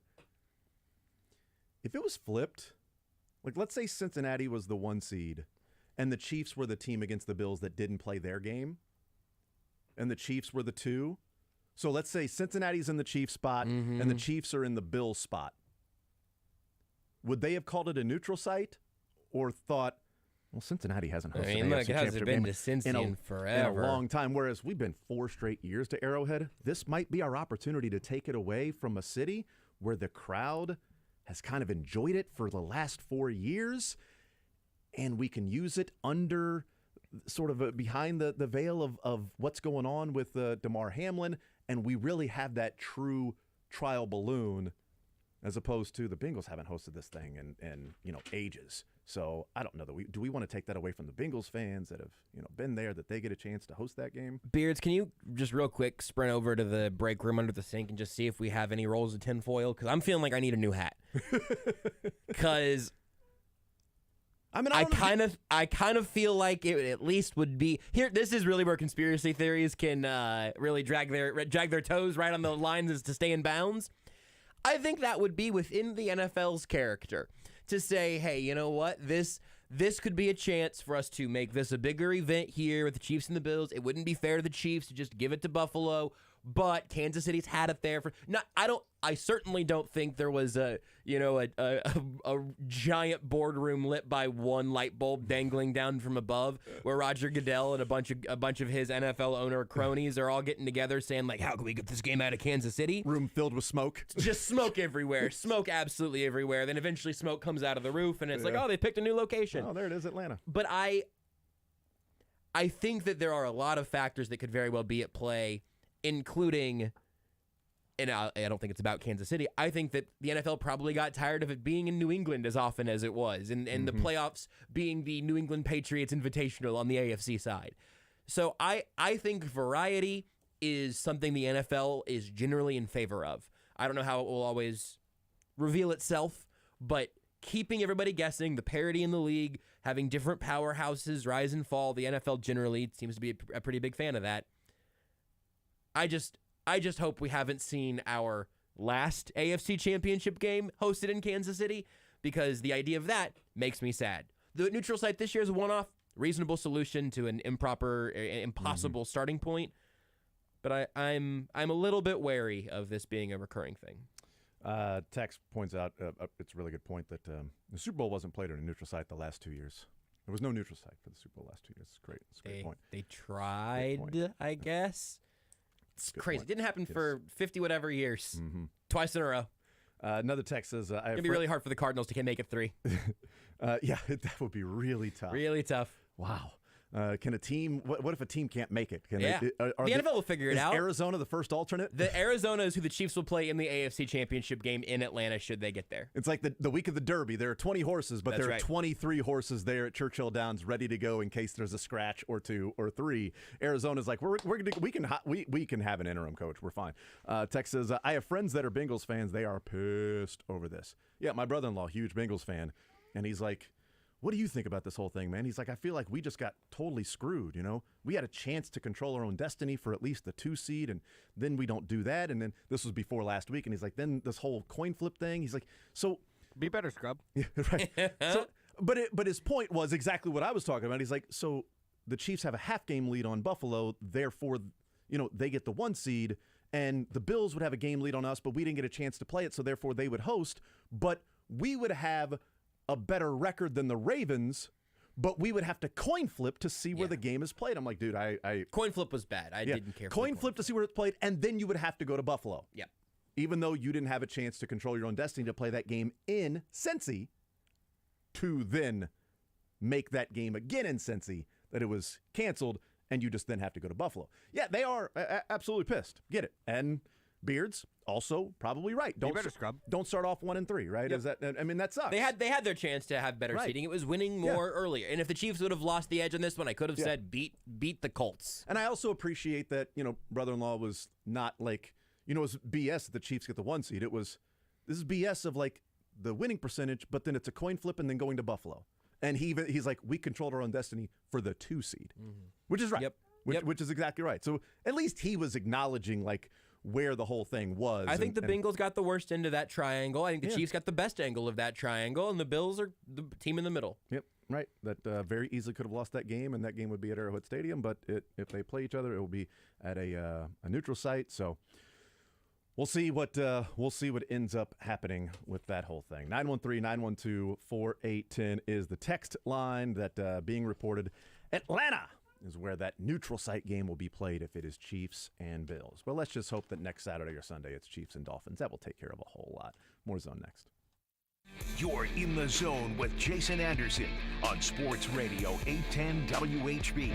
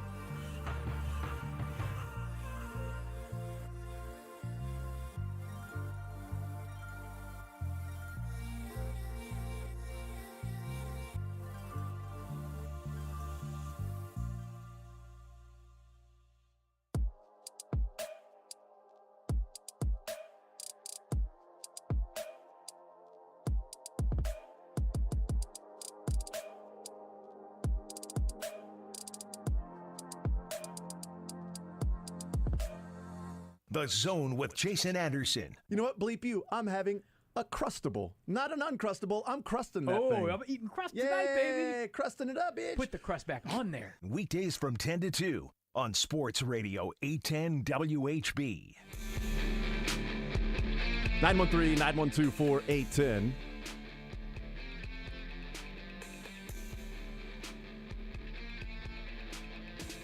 Text says a bunch of bull. The fans all over the NFL buy season tickets so they have a chance for playoff tickets. Not to mention KC went forever without playoff games. Yeah, I mean, that is, I do wonder if there will be something with the AFC championship for the neutral sites where the season ticket holders have some sort of an in for that. But point being, you're not watching it and driving down the road to the stadium. You're then driving to Atlanta or flying to Atlanta to go see that game while also paying for the tickets and paying for the season parking. ticket members will have priority for Atlanta, but games in Atlanta. Yeah. Instead of a few minutes from your house. Right.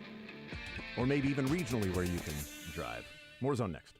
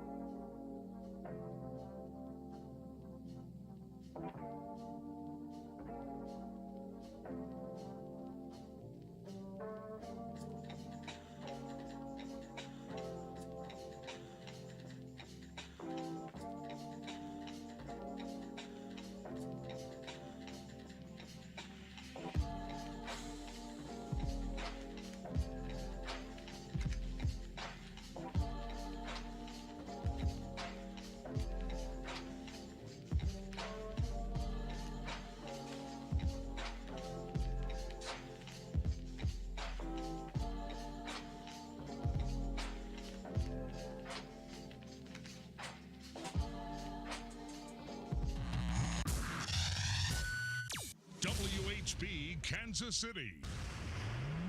And now, a Sports Radio 810 Sports Center. This Sports Center is brought to you by Greenlight Dispensary. Check out Greenlight Dispensary for their outstanding customer service and superior product, and discover why Greenlight is continuously voted Missouri's best. Open from 10 a.m. to 8 p.m. 7 days a week. For more information and to find a location near you, visit them online at greenlightdispensary.com. The NFL has announced that a potential neutral site AFC Championship game would be held at the home of the Falcons at Mercedes-Benz Stadium in Atlanta. The only way the game would actually be in Atlanta would be in a Chiefs-Bills AFC Championship game. If the Chiefs advance to the AFC Championship game against any other team, the game would be held at Arrowhead Stadium. If the Bills face anyone other than the Chiefs, the game would be in Buffalo. It was a game of runs for Missouri basketball against Texas A&M last night, who were down 43-25 at halftime before getting closer. Ultimately, A&M took it from there, Mizzou losing 82-64. We'll talk a little Chiefs, a little playoff, maybe even a little Mizzou next in The Zone. The Zone with Jason Anderson. Appreciate the phone call, man. 267. Weekdays from 10 to 2 on Sports Radio 810 WHB.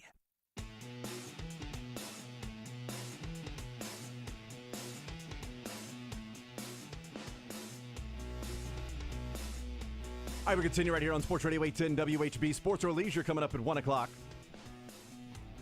As Josh mentioned there, about an hour ago, it was announced that the neutral site will be Atlanta.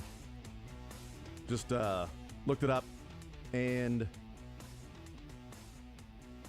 through Southwest, if it takes off and lands and you get the return flight and everything, and or at least takes off and lands in Atlanta. Do you get your luggage in this scenario? I don't know. You may just want to carry on. If you're only going to be there for a couple days, carry on. The cheapest flight on a Saturday, January 28th, the day before the game, and then returning on Monday, the 30th, because it is a night game, so you can't return later that night. So it's a night game starting at what would be 6:30 Eastern time in Atlanta. Returning on Monday, cheapest flight, you're looking at probably $330 through Southwest. That's the wanna get away. That's total going, outbound and inbound, about $160 a piece. And then Delta, which is Atlanta's main hub, Delta, is right around $300 for a round trip ticket to Atlanta. So if you live in Kansas City and you have season tickets, which then gives you preferential, at least timing, to then purchase said AFC Championship game tickets, you're now adding a premium of $300 minimum probably to fly there, plus hotel. Unless you fly in, I guess could you fly in that morning? But do you want to take that chance? You want to take that chance flying in that morning? Has the airline industry had any issues recently that I'm not thinking of? No, it's been fine. Okay, well then, yeah, sure, why not? Yeah, it's as accountable as it gets.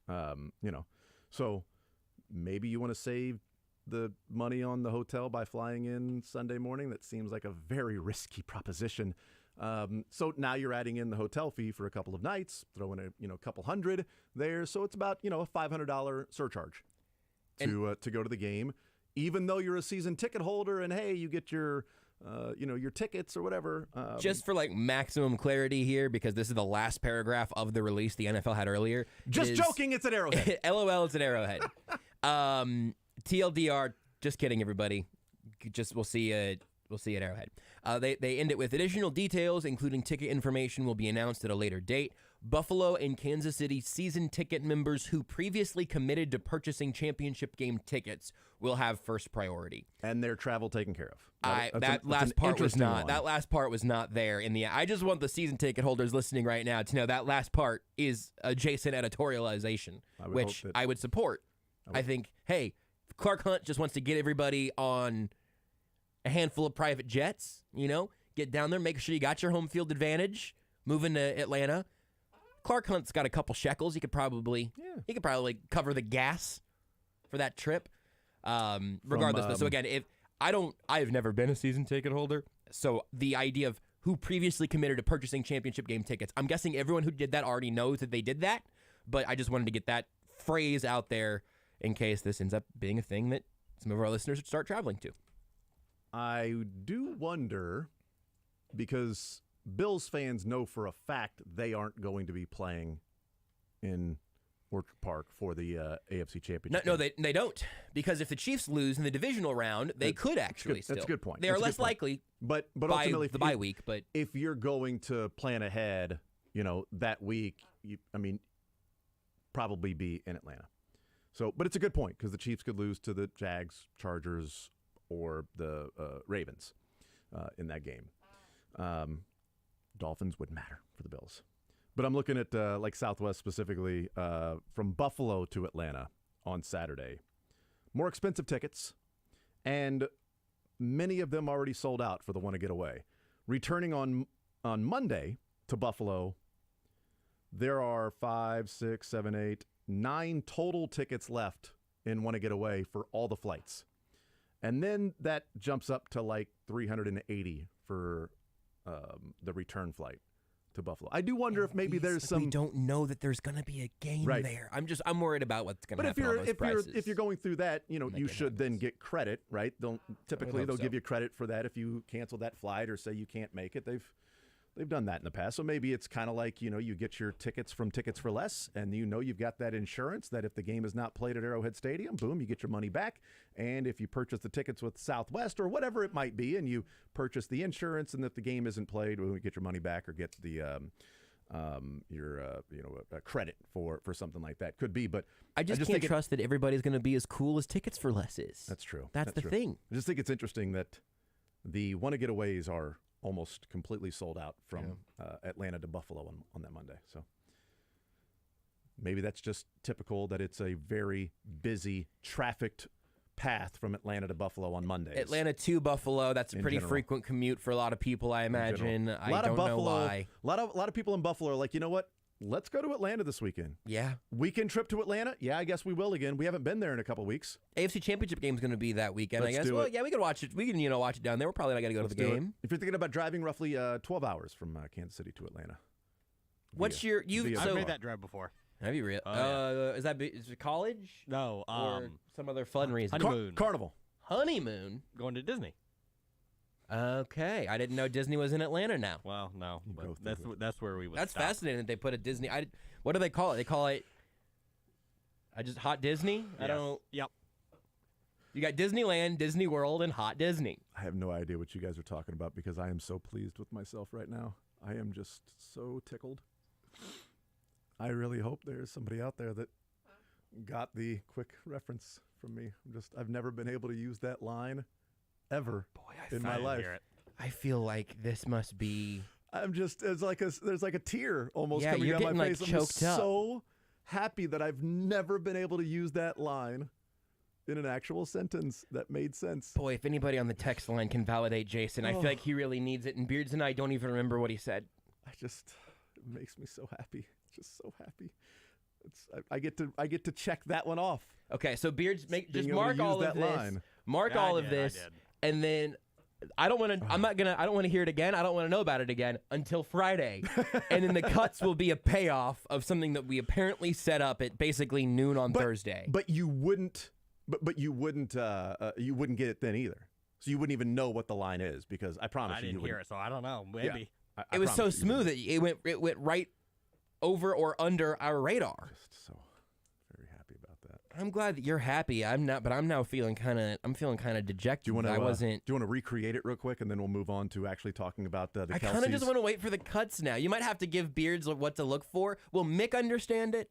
Mick would absolutely understand. Let's save it for tomorrow. I'm gonna sit here and just sort of feel bad for about 25 hours, and then around this time, plus an hour or so tomorrow, Mick is gonna crack up, and Beards and I are gonna be confused.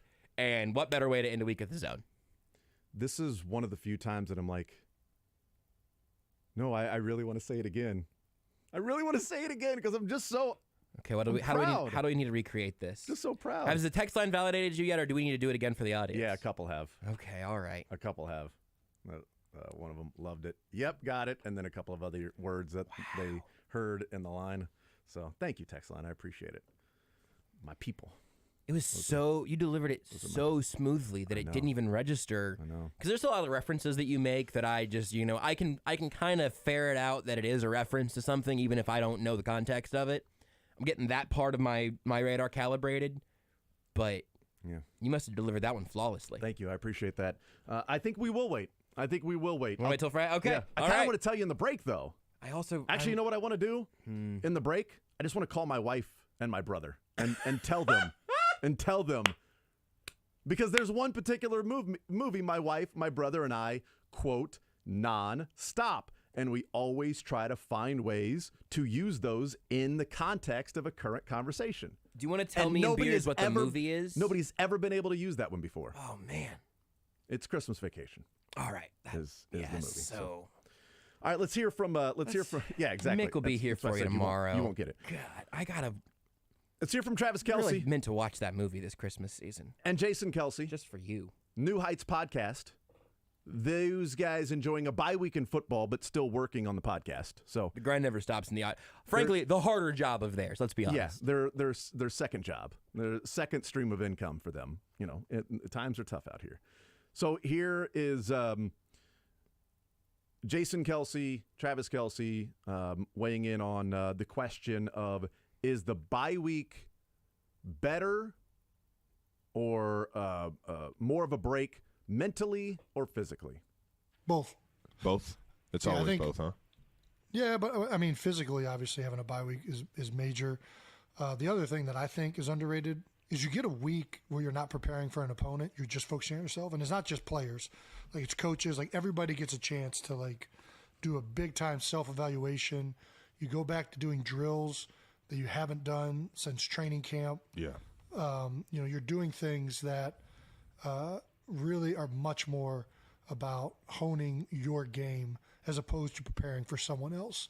And you try to keep track of this stuff in the regular season, but in the grand scheme of, like, one, trying to stay healthy and fresh, two, trying to prepare for an opponent, you lose track of some of these drills. And so I think it's a great week. You get a chance to go back out there and work some of these technique things that you haven't done for, at this point, 3 months, 4 months. It seems pretty obvious, right? It kind of seems like it should be a layup, just acknowledging that. But honestly, I've never given that much thought of okay, you get a mental break, you get to chill, you're not getting ready for an opponent, all of that stuff. Physically, you get the time off. You're not going through 60, 70 snaps in a game and throwing your body against another overgrown human that's freakish athletically. You're not doing that, so you're resting physically. But I never thought about the part to where the other 6 teams in the AFC this weekend or this week are preparing specifically for an opponent and not able to sit back and hone some of the things that they may need to clean up. Whereas the Chiefs are not getting ready for an opponent, that they can do the self-scouting. They can look at film. Here's what we've been doing there. Here's what you need to do. Hey, guys, this is what we need to focus on this. Hey, you did this so well right there. And then next week you get into the specific game plan, and you've had that week of self-reflection and self-scouting to figure out what you need to improve upon. It seems pretty obvious, but I've never actually given it much thought. I've always said the mental or the physical break that you get for the bye, and it's always both and things like that. Well, the other part of it that it came up in a recent, is going to shock you, episode of the Athletic Football Show that I was listening to. Oh, you listen to it? I do occasionally. Oh. I plug in the headphones every once in a while. Cool. Do you listen to it regular speed or a little faster? I listen to it a little fast, which has continued to occasionally. Then Renee and I will listen to a podcast together while we play games or something. Not the Athletic Football Show. She's not as big a fan as I am, but then she hears the speed that I have my podcast set on, and it just sends her straight into an anxiety nightmare. I mean, I don't know how I do it either. I just talk this way, and so I listen this way too. They were talking about how I think it was an example of one particular team. They didn't say who, but something that I'm guessing is relatively commonplace, is that after the season, they will have the offensive coaching staff scout their own team's defense, and they'll have the defensive coaching staff scout their own team's offense, and then they can take their findings into the offseason and kind of tinker with that and say, okay, well, if I was scouting for ourselves here, this would really frustrate me. This would really present some challenges. Here's how I would have responded to that. And then you can kind of build on that from your own defense's scouting of your offense, your own offense's scouting of your defense. But listening to that, my thought was, wow, that sounds really valuable. And they also kind of had the theory about how sometimes offensive coaches are better at scouting defense, and defensive coaches are better at scouting offense, partially because it's the thing you do more often, partially because it takes some of your own ego out of it a little bit, which I think is a fascinating thing that they just barely touched on, but it stuck with me. But I had the thought of well, if that self-scouting process, and we talk about that every once in a while, especially early in the year, but that self-scouting process seems really, really valuable. But I bet it's really difficult to do that during the season because you can't necessarily say, hey, Steve Spagnuolo, could you come just watch some Patrick Mahomes offensive snaps here? I know you're currently worried about Justin Herbert, who's going to be here in 2 days, but could you look at what we've been running and see how our running game looks to you? The idea of how all of that balances together, and whenever we talk about the crazy hours coaches keep, it doesn't always make sense to me to be okay, so really, you have to be there from 4 a.m. to I don't know, midnight every day to make all this 8 work. hours of sleep somehow, and then somehow you're just getting double sleep. You're just hanging upside down like Rick Pitino. Yeah. The idea of finding those opportunities to do that and have something good come out of it, I am sure the Chiefs have an entire wing of their staff that is dedicated to self-scouting. But for everybody to kind of have that same goal this week and go back to doing some of the drills you haven't done since training camp to kind of get you recalibrated and everything, I just think it's fascinating, and I think it's just all good. Yeah, that part of it because we hear them talk about, okay, they got in and watched the film. Okay, now, Andy, now that you've seen the film, what did you see from that game? Specifically this game. Here's what we did in this game that we can improve on with the game plan this specific week for this team coming up. And how often on Thursday is Steve Spagnuolo doesn't remember who they just played? Literally goes, what did we do? Snead traveled with DK? Was that this past week? The horn blew. Did we do that this last week? My God, what a stud! I don't remember. Who did we play? What about that shirtless? Too cold for that. So I do want it you're immediately on to the next team. On to the next team and game planning and the install and all of that stuff to where, there might be a day to where you're hey, here's what you did here, in this specific play in this game you just played. Here's how that should be a little bit better. But having a number of days to be able to do that is interesting. They also talked about snow globe and spinny thing and ringing around the rosies. I like spinny thing. Yeah, spinny thing. If they would have run that play 6 years ago, they could have just called it fidget spinner. Spinny thing on 3. Right. Here they are weighing in, Jason and Travis, on the play. First of all, what was this? This was, I think, this is what happens when a whole bunch of guys just stay in a cube room for so long that they just start making up shit. What can we think of? What can we do that could just throw the other team off, right? Well, that's what the quarterbacks were doing. Quarterbacks, I don't have anything to do with this play. I usually throw my 2 cents in, say, hey, we should do this, we should do that, and I came in on Friday, and this was the play in the red zone. The quarterback room is the one that came up with this play? Yeah, the QB room definitely came up with this one. All right. The old, what do you call it? Snow globe. You guys called it, what did you guys call it? We called it the Arctic Circle of Death, Snow Globe Left. Listen, you guys. Reindeer personnel. It was originally supposed to be like a Christmas game. Reindeer. So it was this supposed to be like a installed Christmas for game. the Christmas game. It's supposed to be a fun Christmas game. So it's been in for a day. minute. Yes, it's been in for a little while. We had to, make sure we called it when in the right time. Being up, and I think it was 3 scores in the third quarter, or fourth quarter. I forget which quarter we actually ran it in. I don't know. You guys are winning. It's one of those plays that gets called. You can't call that down. I mean, you can. Yeah. You can. Arctic Circle of Death, snow globe left, reindeer personnel. So that's why we heard snow globe and Arctic Circle. We heard because that's and then Mahomes like, well, it's a longer name that it is. So Travis saying it's Arctic Circle of Death, snow globe left with reindeer personnel.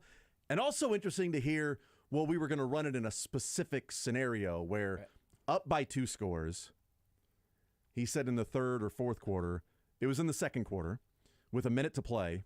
They were up 14-3. Mm-hmm. So they were up by 2 scores, minute to go, second quarter. That's when they run it.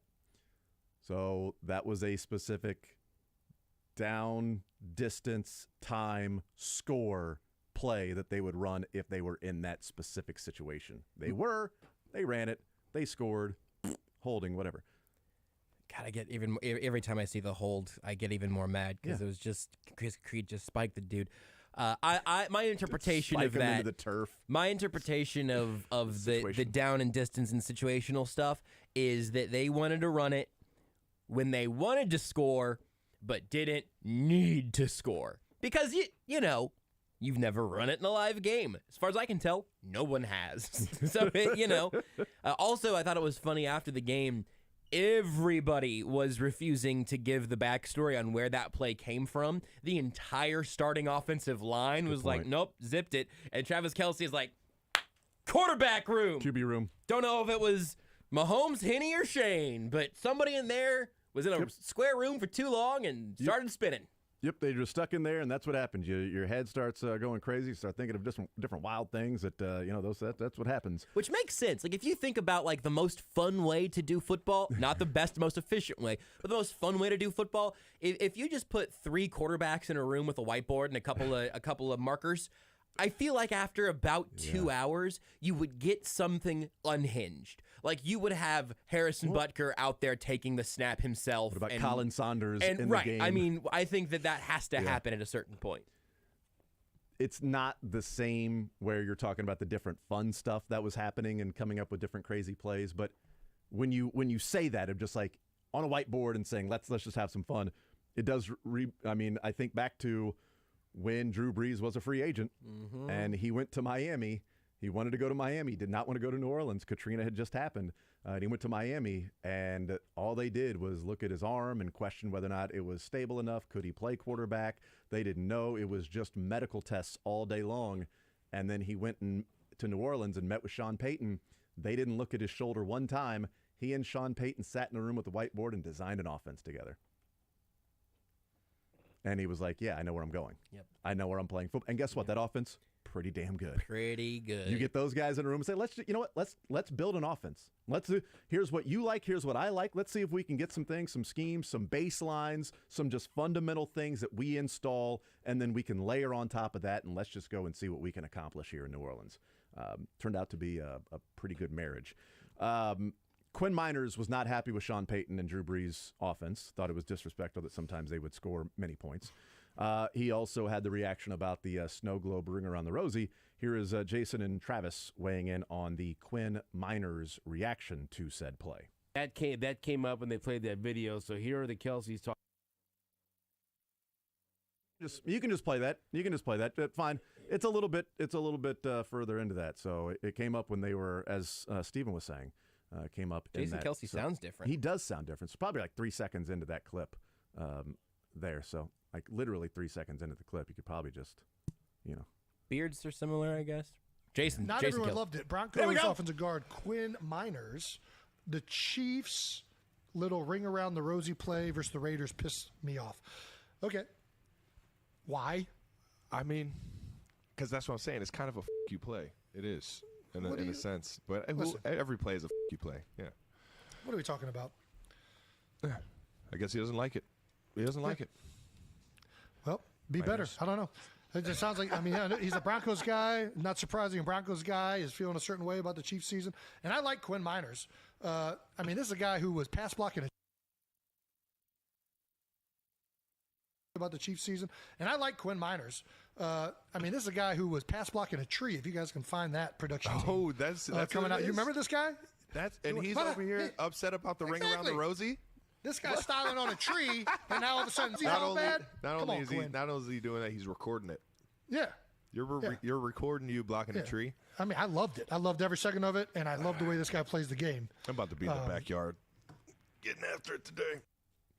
So good. They start clowning on Quinn Miners. That was a really well executed clip that we played there. So I'm proud of that. I'm really proud of that one. Let's we can just figure out how to redo that. We'll do that post edit.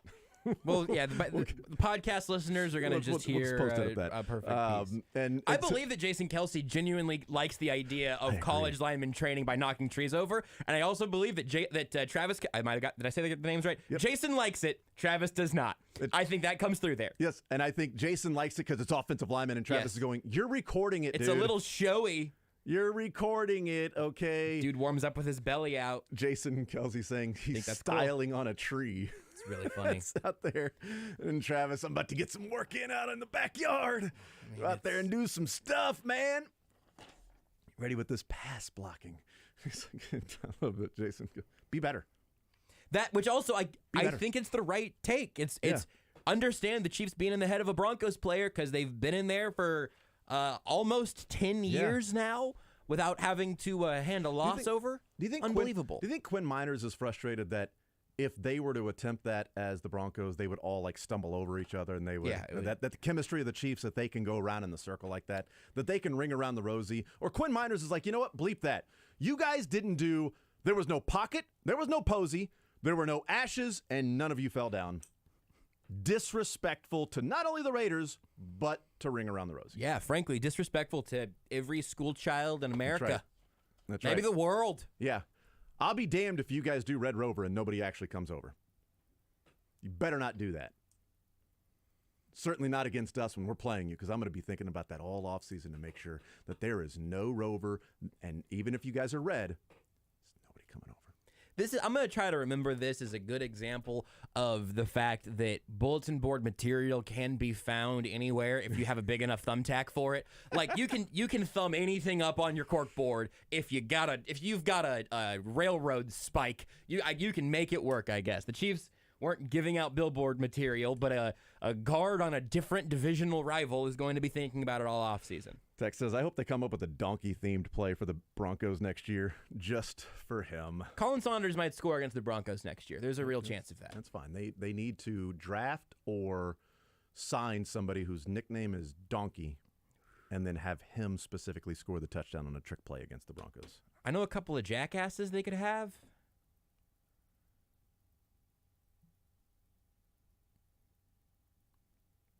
Want to see more of The Zone? Watch the show live on the Sports Radio 810 WHB Facebook, Twitter, YouTube, and Twitch.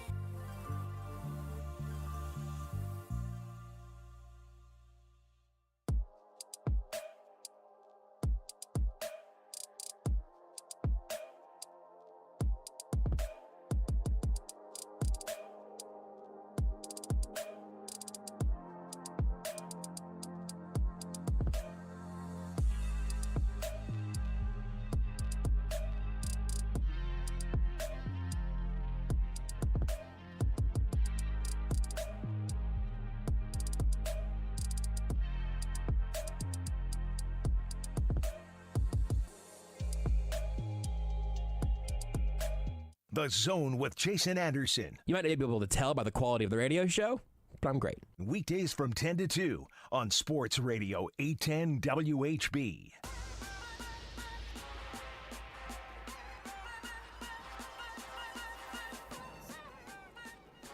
Text says, disrespectful to the Black Plague.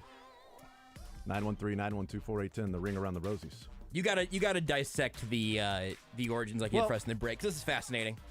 The origins and meanings of the ring around the Rosie game have long been unknown and subject to speculation. Folklore scholars, however, regard the Great Plague explanation that has been the most common since the mid-20th century as baseless. But so you also have some of the play-by-play breakdown, if you will. Yeah, so there's like there's a British version, there's an American version, there's an Eastern European version. This is all surprising to me too. There's different records and variations that are used in different novels or poems. I see Ring a Ring o' Roses is a thing I've never seen before that I'm guessing is one of those. That's in the Shropshire Folklore of 1883 collection. So that's the name of this Wikipedia page that redirects all of these to here, which again is not the version that I've ever seen. Mm-hmm. The German verse is different, you know. Common American versions include Ring Around the Rosie, A Pocket Full of Posies, Ashes, Ashes, We All Fall Down. Yeah. Common British versions include Ring a Roses, A Pocket Full of Posies, A Tissue, We All Fall Down. Yeah. Not spelled like a tissue, but that's an onomatopoeia. Holy bleep, is that why they're called tissues? It sounds sort of like the sound you make when you sneeze. Is this another bronze thing? Does everybody else know this? Tissue! Never thought about that. Me neither. I'm seeing it written out here now. We're learning a lot today. Yeah. Or the... Ring a Roses, A Pocket Full of Posies, Hush, Hush, Hush, Hush, We're All Tumbled Down. That one's my least favorite, I think. Ring a Rosie, A Bottle Full of Posy, All the Girls in Our Town, Ring for Little Josie. That one's not, I don't like that one, but the idea of a bunch of kids spinning in a circle going, hush, hush, hush, hush, is straight out of a horror movie. I don't like that one. A Ring a Roses, A Pocket Full of Posies, one for Jack and one for Jim and one for Little Mosey, A Tisha, A Tisha, A Tisha. On the last line, they quote, stand and imitate. Why did I know what it was? Imitate sneezing. Why is sneezing so involved in all of this?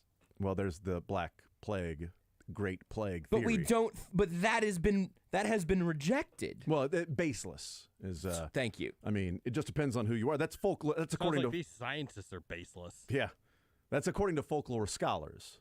Now, there might be folklore... Sorry, folklore scholars are based Yeah, thank you. I'm sorry. There might be folklore master degrees that are working on scholars. Oh, good point. That feel like, actually, my thesis is going to be on that this is very much a claim that is rooted in fact. It is unknown what the earliest wording of the rhyme was or when it began. That's sort of fascinating to me, just that at some point, all of us learned some version of this song. Mm-hmm. We have no idea where it came from. We don't know what it means. The folklore scholars, the counter-arguments to the Great Plague explanation theory say it's baseless for several reasons. One, the plague explanation did not appear until the mid-20th century. The symptoms described do not fit especially well with the Great Plague. Okay. The great variety of forms makes it unlikely that the modern form is the most ancient one. That makes a lot of sense. And the words on which the interpretation are based are not found in many of the earliest records of the rhyme. There you go. Okay. European and 19th century versions of the rhyme suggest that this fall was not a literal falling down, but a curtsy or other form of bending movement that was common in other dramatic singing games. One of the origins has been pointed to early pagan rituals as a game that would be played. So there you go. Ring Around the Rosie, Pocket Full of Posy. Shut up, Quinn Miners. Was that the original version? Because that would be crazy. That's the Midwest variant. Yes. That's right. That's the Kansas City in the regional form. Text says Creed messed up the all fall down part with the pancake block. That's what he was going. All fall. Was I not supposed to do that? I thought Hulk smash. I thought they were supposed to fall. Did you not want me to make them fall down? Yes. I did it within the rule book. I just made them fall down. Hulk smash. All right, I'm gonna have to start working on the Chiefs version for this now. Now you guys have sparked an idea, and that's dangerous. All right, 913-912-4810. Text says, "Ring Around the Rosie" lyrics sounds like a game of telephone. Text says, learn something new every day. Text has a picture of a beautiful scene that says, listening in Cancun today. That's nice. Woo, that's exciting. Text says, nobody cares. Fair. All right, 913-912-4810. You know what? Nobody cares is one of my least favorite phrases in any context, not between 10 and 2. From 10 to 2, anyone can say nobody cares, and I'm going to know that you understand how the show functions, and I love it. When people unironically say nobody cares about something that someone somewhere cares about, it's a real pet peeve of mine. Yeah. Hey, But Josh. Somebody cares. Josh. Yeah, Nobody but it's- cares. See, that's 10 to 2, it's fine. 10 to 2, it doesn't bother me. Nobody cares. Good. I agree with him on that one. I agree too. Not you, him. No. The voice, him. Nobody cares. The voice. Yes, the voice. I like that we also, I think we should separate that from Braden and just make that the voice. That'll be where in 100 years they're going to have a Wikipedia page for nobody cares. That's right. Yeah. I mean, there were rumors that it dates all the way back to Braden Gall's time in the zone on Sports Radio 810 WHB Kansas City. However, Nobody cares. What are the origins? Black Plague. I mean, And it goes back to the Black Plague. But folklore scholars do not think that is true because mainly, how in the hell would that be about the Great Plague? It doesn't make sense. It's not rooted ancient in MP3 fact file or base. We talked with Craig Stout about the Chiefs' defense and the improvement over the season, and one of the things he noted was L'Jarius Sneed traveling more with wide receivers, not just saying, you know what, we need to get out more. So we haven't been to France lately. Let's travel more. Should we just drive? Should we fly? Traveling more with wide receivers. McDuffie playing more of the slot. Jalen Watson taking the reps from Joshua Williams. Justin Reed playing a little bit different. Safety play has been improved. Cornerback play improved. Defensive line obviously has been getting pressure. All of these things, while there's clearly been frustration with how the defense has played in sudden change and the points given up to the Broncos in a couple of different games that they played against them. Certainly there's context with a lot of different things that go along with it. It is fascinating the peaks and valleys of the Jalen Watson and Joshua Williams number of snaps throughout the season, that it starts with Jalen Watson getting a lot and Joshua Williams getting minimal. And then they slowly pass each other while one's going down the hill and one is going up the hill in reps. And then it's Joshua Williams getting the reps and Jalen Watson sparingly. And that is then slowly transformed to now it's Jalen Watson and Josh Williams from time to time. I do wonder if it's just confidence. That, guys get picked on, they get their confidence broken. Okay, let's move the other rookie in there, and this guy works on this over there, and then you start to get, I don't know. Or as the season progresses, you get a better idea if you're Spagnuolo, and okay, this is what we're going to do. Okay, now that we're doing this, it actually makes more sense for Jalen Watson and his skill set to be in the game instead of Joshua Williams. I think at this point, I think Jalen Watson's going to be CB3 going into this playoff run. Williams is going to legitimately be the fourth, but I do think that they're going to be willing to play matchups if that ends up being a thing that they find whoever they're preparing for. But I think I've got at least a pretty good pattern on those ebbs and flows. So a couple pieces of that context you mentioned. Rashad Fenton's last game in Kansas City was Week 5 versus the Raiders. And Joshua Williams, over the course of this season altogether, has played 38% of the total defensive snaps. Fourth-round pick, Fayetteville State. Like Craig mentioned, small school, so the level of competition is that jump, even though he was picked more highly than Jalen Watson, the level of competition jumps by a lot more. So his workload jumped a bunch in Game 6. No Rashad Fenton, and then he played 41 to 100% of the snaps every game from Week 6, first game without Fenton, through Game 13, the first Broncos game, and then he played about 25% of the snaps against the Texans, Seahawks, and Broncos, 0 snaps against the Raiders. That's the trend there. He takes up a huge chunk in the middle. Okay, so what happens? Jalen Watson has played about 53% of the total defensive snaps as a 7th-round pick, and he started playing more sooner, even before Rashad Fenton got traded. He played between 62 and 99% of snaps from weeks 2 through 7, but then a huge drop-off to 36% or fewer all the way through the Houston game. He had the hand injury. That was never, I don't think it ever made him miss a game, but it definitely changed. Spags mentioned it long after it originally happened. I think that was against the Chargers the first time. But so you saw his workload decrease and Williams's increase. until these last 4 weeks. And that's where I think the trend is now, where this tells the story. That Williams, with Watson's hand presumably being healthier at this point, Watson has played more later into the season, significantly more last week when Watson didn't play at all when Williams didn't play at all on defense. And so I think they've figured out that a healthy-handed Jalen Watson who has gotten the game back, kind of under his feet again, hopefully able to use both of those hands. He's the first guy out. I do think they are. This goes back to the Rashad Fenton trade itself. I think if they have to play Joshua Williams, they're comfortable doing that. Frankly, I think they should be. Yeah. He has his issues with penalties and getting his head around, but you see the traits that made them draft him 135 overall, because he's in the pocket of the receiver a lot. His game needs fine-tuning.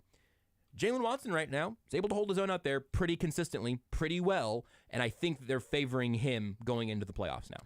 You would have to be immensely confident if you're Jalen or Joshua Williams to be the guy that is picked on as often as opposing quarterbacks go at him. Yes, absolutely. Touchdowns and then some penalties. Good point. And for you to feel like you are out here on an island and the drives are continuing, because you would have to be supremely confident to be able to just go, okay, cool, what's the next play? Let's go, guys.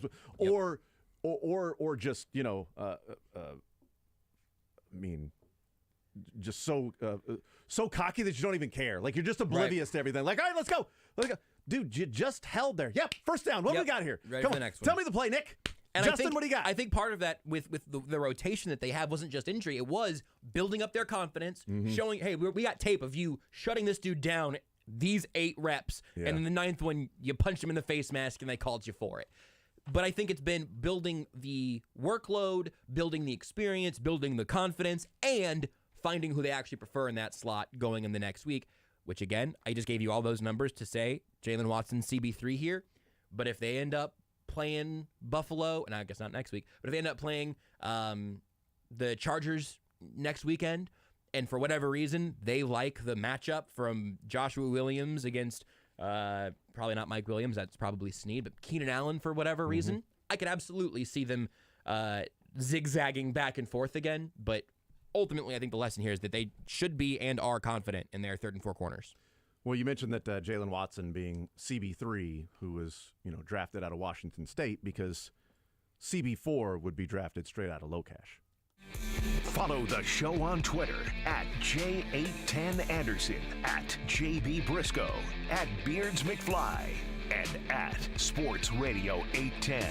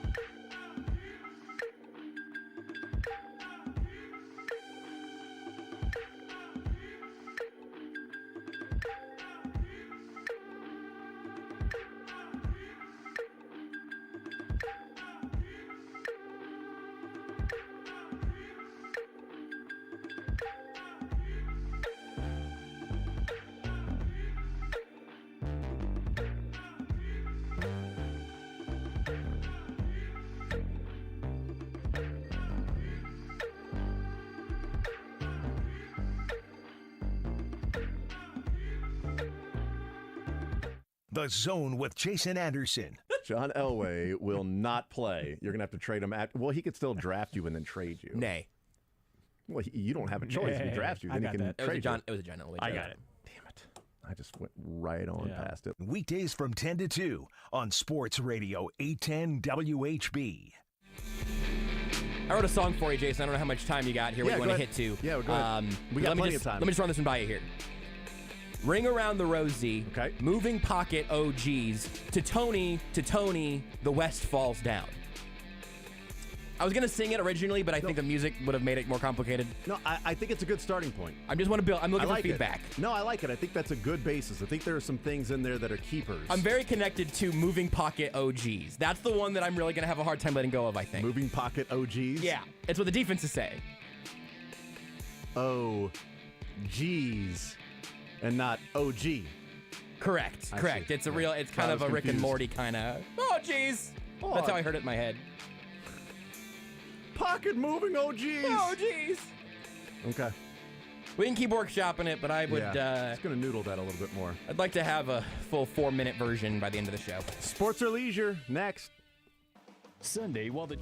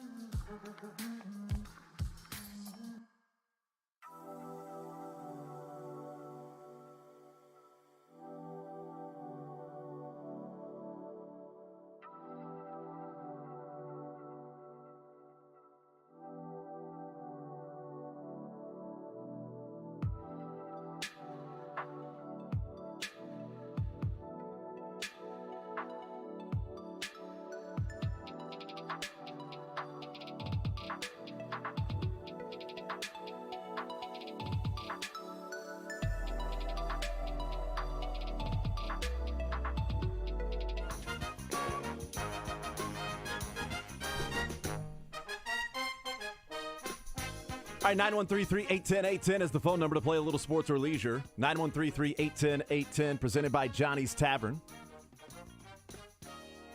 Best sports bar going on. Locations, Kansas City, Lawrence, Topeka. Johnny's Tavern. $25 we give away to Johnny's Tavern for those that win a little sports or leisure. You get a sports question, you get a leisure question, you get them both right, you win. Either of them wrong, you lose the game. But the question is out there and available for someone to call in and request. If they know the answer to it or, they've Googled or whatever it might be, we give out the answer when it is answered correctly or we are just out of time to play sports or leisure. So you have opportunities to call in and answer that particular question. 913-381-10-810. That's how you play. That's the phone number. Categories for today. It's all NFL with the postseason starting this weekend. So we've got just general NFL questions, and we have Chiefs postseason NFL questions. So got a lot in both categories, but Chiefs postseason specific questions and NFL just general, not NFL postseason specific, but NFL general questions. What about on the leisure side, Josh? On the leisure side, we have Are You Smarter Than a Fifth Grader? Questions that fifth graders would know that you just might not. We have the commonly misspelled word spelling bee, but that's been a pretty consistent winner, so I think the degree of difficulty on that one's going to have to go up a little bit as we go. We have the pun name game. I give you a prompt that is likely going to make you combine the name of two people or things and give us one answer, like Noah Gray's Anatomy was one from that's sort of my example that I have here now. So you wouldn't go Noah Gray, Gray's Anatomy? No, so I would say this backup Chiefs tight end is McDreamy in his own right, but I'm not sure if I want him to be a doctor or even to play one on this beloved TV medical drama. And then you combine the things you can combine. Okay. Noah Gray's Anatomy. Boom. And if you're not clear on the concept, you can pick a different category. I follow. And the new category this week, 2 R's in car problems. These are all questions about, I think these are all, they're all fictional cars. I'll give you that. I'll give you that hint right now. Most of these from movies and interesting. Fictional. This is of course in honor of the end of the Derek Carr era in Vegas. They've got car problems. We've got car problems, but these are like fun trivia and not the end of a quarterbacking era. The news. You can play our car problems without hiring Josh McDaniels. The news coming out of Vegas is that the Raiders are starting to evaluate the trade market for said Derek Carr. Did you see Derek Carr's statement that he put out? I did not, actually. I heard about that, but I never got around to reading it. There is I'm going to say the breakup is happening. This was not a statement about trying to was it just bring this together. A middle finger emoji? It was a skull and crossbones emoji and then 2 pages of notes, screenshots. The first line being, Raider Nation, it breaks my heart. I didn't get an opportunity to say goodbye in person. I'm guessing he meant like at a media availability kind of thing. What was he going to do? Each individual person? I don't know, goodbye, man. Goodbye. I don't. Goodbye. Goodbye. Goodbye. Goodbye. Goodbye. Look, in fairness, if he would have, on Saturday, if he would have gone through Allegiant and shook the hand of every Raiders fan there, it only would have taken like 20 minutes. Yeah, you'd have been fine. You'd have been perfectly fine.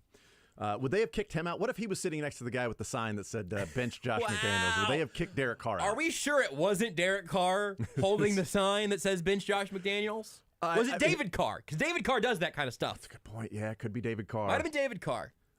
It could have been David Carr that had the "We Deserve Better" sign. That we is in the Carr family. The Carr family. I gotta zoom in on that again and see. Written in very small, like deserve better. Big pen. The Carr family. What is it about fans holding signs in stadiums or arenas that are getting kicked out this week? The Raiders fan that held the sign of bench Josh McDaniels was kicked out by the Raiders, and the Kentucky fan that held a sign that said "Please go to Texas" to John Calipari was kicked out of Rupp Arena. Like, I don't know. Whew. Oh, can I tell you? Can I tell you the one? Here's a trend I don't care for. Also, he asked nicely. He said, "Please, he said, please go to Texas." He didn't say bleep off and go to Texas. It wasn't profane. Very cordial. I hope you have a good time in Texas. That's right. A trend I'm not a fan of that I've started seeing at concerts is people putting a message on their phone in like a big font, high contrast, and you can hold it up to face the crowd or the audience, the audience members or the performer or the players or whatever. Maybe this is my moment of becoming an old man, but that one bugs me. I don't like it. I don't know why, but just like holding, hey, look at my phone. Read this thing on my phone. If you really have something to say, put markers on some paper and roll that sucker up, put it in your pant leg, sneak it in, and hold that sign up if you want to get your message across that way. Back when I went to games, we had to take poster board and big old markers and draw them on that. You kids and your damned phones, you can just type it out and expect people to pay attention. How entitled your generation is. We did it the right way, and it was difficult to do, and we loved it. That's how I sound to myself right now. Yeah, well, that's how you sound to me too. It's really upsetting, Seriously. but I believe it in my heart. I don't like the phone signs. Where is the time gone? He just ages so fast. They grow up so quick. They become grouchy old men so fast. Quick, he's just out there yelling at a cloud for no reason. Put some work in it, kids. Make a sign. Buy some crayons. 913-381-810. All right, those are the categories how you play. I'm ready to go. Josh, you good to go? I'm angry and I'm ready to go. Beards? All right. Okay, great. So we found Beards in his natural habitat. Let's go to Ryan leading us off here on Sports or Leisure on this Thursday. Ryan, what side would you like to start with, the sports side or the leisure side? Let's go with the Chiefs postseason. Okay. Chiefs postseason for you. I probably should have put these in order of the ones that I wanted to ask first. That would have been something to do besides playing grab ass there. I don't know. For It's a just while. so much more fun. Yeah, that's true. Patrick Mahomes ranks third in Chiefs history in postseason rushing yards. Jeez. With 323 yards. Who are the two players in front of Patrick Mahomes? Ugh. I love that question. That one caught me off guard, man. Third in rushing yards. By the way, he could be first at the end of this postseason. Even if they play two games, he could be first. Two players in front of one, Patrick LeVon Mahomes III. Jamal Charles. It was not Jamal Charles. Ryan, thank you for playing, man. I appreciate it. If he'd have gotten one right and then said Jamal, I might have felt bad. But Jamal's out. I appreciate Ryan at least saying that what should have been the right answer. Because the fact that Jamal Charles isn't the answer to a bunch of Chiefs postseason trivia questions really bums me out. Yeah, you're right. In a different world, Jamal Charles is the answer to a lot of Chiefs postseason rushing questions. In a different world. A better world and a than fair where you come world. from. Let's go to Avery next Played in up. He has 12 career postseason carries. Sick. Let's go pun name game. I'm not ready to do a pun name game. I'm too sad. Maybe this will make me feel better. This iconic Chiefs running back will likely be underrated in NFL history, but he sure won't be around these parts. Maybe the rest of the world will remember him more fondly if he had written books like A Tale of Two Cities, Oliver Twist, and A Christmas Carol. Jamal Charles Dickens. I had a Jamal Charles one ready to go. I mean, felt like it was time. Yeah. All right, I feel a little bit better now. Okay. God. 12 carries for 100 yards in his playoff career. Yeah, it would not put him in the top three with Patrick Mahomes ranking third. All right, Avery, we've got Chiefs postseason and NFL. I'll do NFL. All right, NFL. J.J. Watt announcing that he's retiring. So he is done playing with Arizona not making the playoffs, and there will not be a there will not. That's right. Put him on hold. There will not be a home game for the Super Bowl this year. J.J. Watt has won Defensive Player of the Year 3 times in his career. He is one of 3 players to do that. Win Defensive Player of the Year 3 times in his career. Lawrence Taylor. Name either of the other 2. Name both of the other 2. Lawrence Taylor is name both players that also are J.J. Watt. Lawrence Taylor's one of them. Yeah, makes sense. I think. Yeah. I think you can get both of these. Well, I mean, no flash in the pan. They did it 3 times. That's right, and certainly could do it 4 or 5 or 6 times. What? Oh, you want me to get the other one? Yeah, just because we're kind of being mean now, kind of being Charles Dickens. I thought for sure it was going to be get both of them. That's all. That's folks. all. So like, is it like an Aaron Donald type? I mean, it's probably. Have the courage of your convictions, yes. man. Come on. What do you think? What is he made in a factory? It's like, is it an Aaron Donald prototype? What model is that? 99. Yes, it is an Aaron Donald specific one. Lawrence Taylor, Aaron Donald, and one J.J. Watt, who my son needed to be convinced that his name was J.J. Watt and not J.J. Swat. Understandable. Kept calling him J.J. Swat. He's like, well, J.J. Swat for the Cardinals. I'm like, his name is J.J. Watt. He's like, Daddy, no, it's not. Doesn't make any J.J. sense, Swat. Dad. It's like, yeah, you're right. I don't know anything. Thanks, son. Yeah. And to his defense, or in his defense, he's probably like, Dad, you get names wrong all the time. I don't believe you. If you're going to correct me on a name, I'm 7. I've got most of them right. All right, in my life. He said Dad, or should I say James? Avery, we will put you on hold and get your information. Thank you, sir. Super duper. He's just trying to get to the cuts, and I appreciate that. That might be a play on the Super Wild Card. Oh, you're right. You're right. It sure was Super Duper Wild Card Weekend. Super Duper Wild Card. If they expand the playoffs again, it will then have to be the Super Duper. Has to be. Wild Card Weekend. Super Duper. 913-381-0810. Let's go to Chuck next up on Sports Radio 810 WHB. Chuck, what side do you want to start with, sir? Let's start with leisure. I'll do a pun name game also. I like that. Ooh, okay. We were just talking about this Raiders longtime quarterback who they prepare to move on from right now in Vegas. To replace him, maybe they could bring in this famously redheaded prop comedian to turn things around. So, Derek Carr at top? Yeah. That's so bad, dude. I know. They're not supposed to be good anymore. Mick is so pissed right now. I don't care. This one I like. So mad. Derek Carr at top. Chuck, well done. Good work. Getting that right, even though you had to go outside. Like, I believe in you.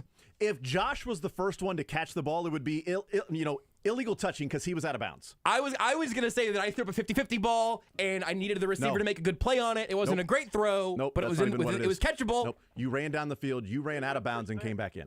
Disagree. All right, the win regardless. Sports side, we've got general NFL, and then we have Chiefs postseason questions. If I do Chiefs postseason, can I have a different one than the rushing question? Yep, absolutely. You can absolutely have a different one. All right. Let's go with this one. Name either of the 2 players in Chiefs history that rank in the top 5 all-time of postseason receiving yards for the Chiefs that did not play with Patrick Mahomes. Either of them. One more time. There are 2 players in the top 5 of the Chiefs all-time receiving yards in the postseason that did not have Patrick Mahomes throwing them the football. Name either one. Oh, wow. One ranked 3rd and one ranked 5th. My gut says Tony Gonzalez is one of those 2, but I'm not 100% on that one. I think quantity would be working against Tony G in the postseason on this one. That's a good point, too. That's a good point.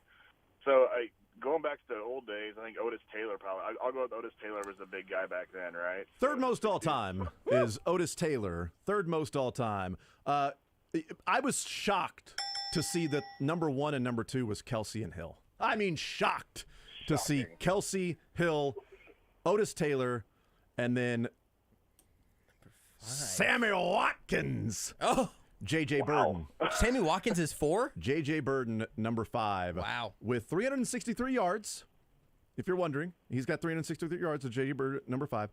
McCall Hardman has 216.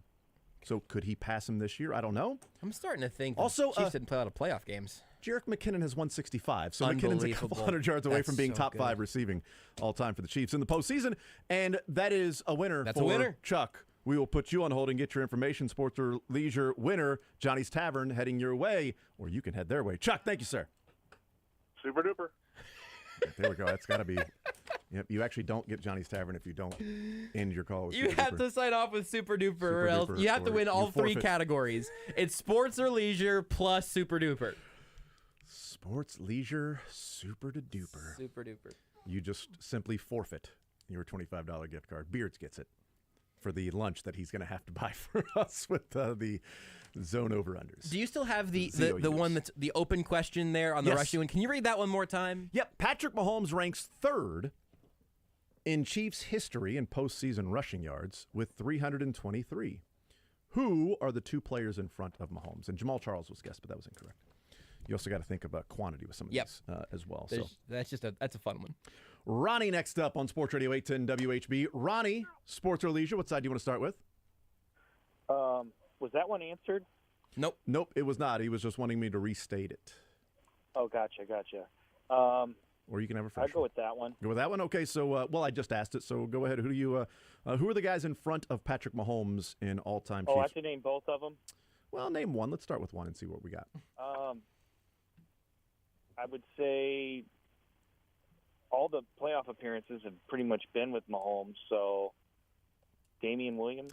He is number 2. Okay, I thought that might be. That's good. Damian Williams, number 2. So the all-time leading rusher for the Chiefs in postseason history. See, I thought Damian Williams would be the tougher one. Is this pre-Marty Schottenheimer era? Or specifically that era? I mean, is this I don't know anything really from that era, so that's why I was asking. Interesting. Well, I would say I haven't looked at the other franchise, but I would guess he's probably the postseason rushing leader for that franchise, too. I'm going to go find out. I would guess off the top of my head. I can't think of others that would have that many playoff appearances for that particular team. So this is an older player? It's a Marty player. But not a Lynn Dawson 1-4 player. Yeah, it is a Marty player. Yeah. Oh, yeah. That one I didn't realize. I know that was actually the last time we had the run. That was the Steelers and then the Oilers. So I'm just going to say, and Bills, although I don't know he had a great game that game, Marcus Allen. That's correct. Cool. It was Marcus. Also had 95, in a couple of years. So we played in a number of playoff games. Yes, Marcus Allen. Yeah. Marcus Allen, 386. Damian Williams, 355. Patrick Mahomes, 323. So Mahomes needs 63 yards to be the all-time leading rusher in Chiefs history. Leisure with Josh. Do you know what category you'd like? Let's just play the pun game. I love how dejected that was. That really feels like it's in the spirit. This one, I'm going to give Jason credit for this one, which might turn into blame, but I like it a lot. The Chiefs channeled this kid's playground game against the Raiders and called it Arctic Circle Snow Globe Left, but I wonder what they would have called it if they were snapping the ball to the comedian and actress known for her work in A League of Their Own, The View, and a show bearing her own name.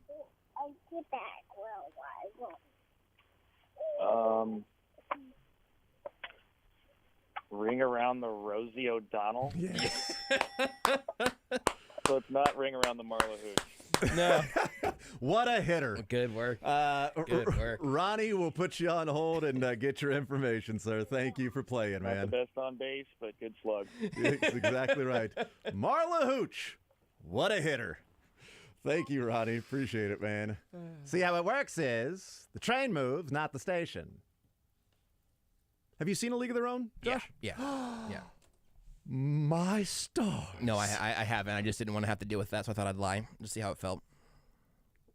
Now I feel hurt. That was worse. Okay, good to know. It's worse for me to just lie about it and then tell you in the break. I thought I'd just lie to the audience. That's one on the short list. Well, how did I not? Hey, how did I not? I've seen Field of Dreams 50 times. How did I not see A League of Their Own once? I think A League of Their Own is one of, if not the most underrated sports movie of all time. Yeah. And I believe Jimmy Dugan is maybe the best sports movie character of all time. Yeah. Tom Hanks. This is rare, but it's a baseball movie with Tom Hanks. How have I not seen it? That's how you get that rare combination that makes me actually feel a little bit ashamed for not having seen a movie. Yep. Is it streaming somewhere? I gotta fix I would guess it's probably streaming somewhere, or you could buy it. I don't know. Let's go to Lindsay next up on Sports Radio 810 WHB. Lindsay, sports or leisure? What side do you want to start with? Well, we'll start with the leisure side, gentlemen. Okay, what category? We got the pun name game, Are You Smarter Than a Fifth Grader, the spelling bee, and car problems. We'll do Are You Smarter Than a Fifth Grader today. Okay. I don't think I asked this one. What are the 3 states of matter? Ooh. Gas, solid, and liquid. Boom! You're smarter than a 5th grader, or at least as smart as one. No hesitation. Nice job. Lindsay, On the sports side, sir, we've got Chiefs postseason. We've got NFL questions. Give Lindsay, are you smarter than a sixth grader question? That's right. Next time. Let's do general NFL. Next time, you are going to get sixth grader questions, and you're going to like it, sir. All right. Sounds good, man. I don't know why. I just liked it. I liked the Jamaican accent for some reason. All right. Let's see. Brock Purdy has 5 consecutive starts to begin his career with multiple passing touchdowns. That is tied for the most in NFL history.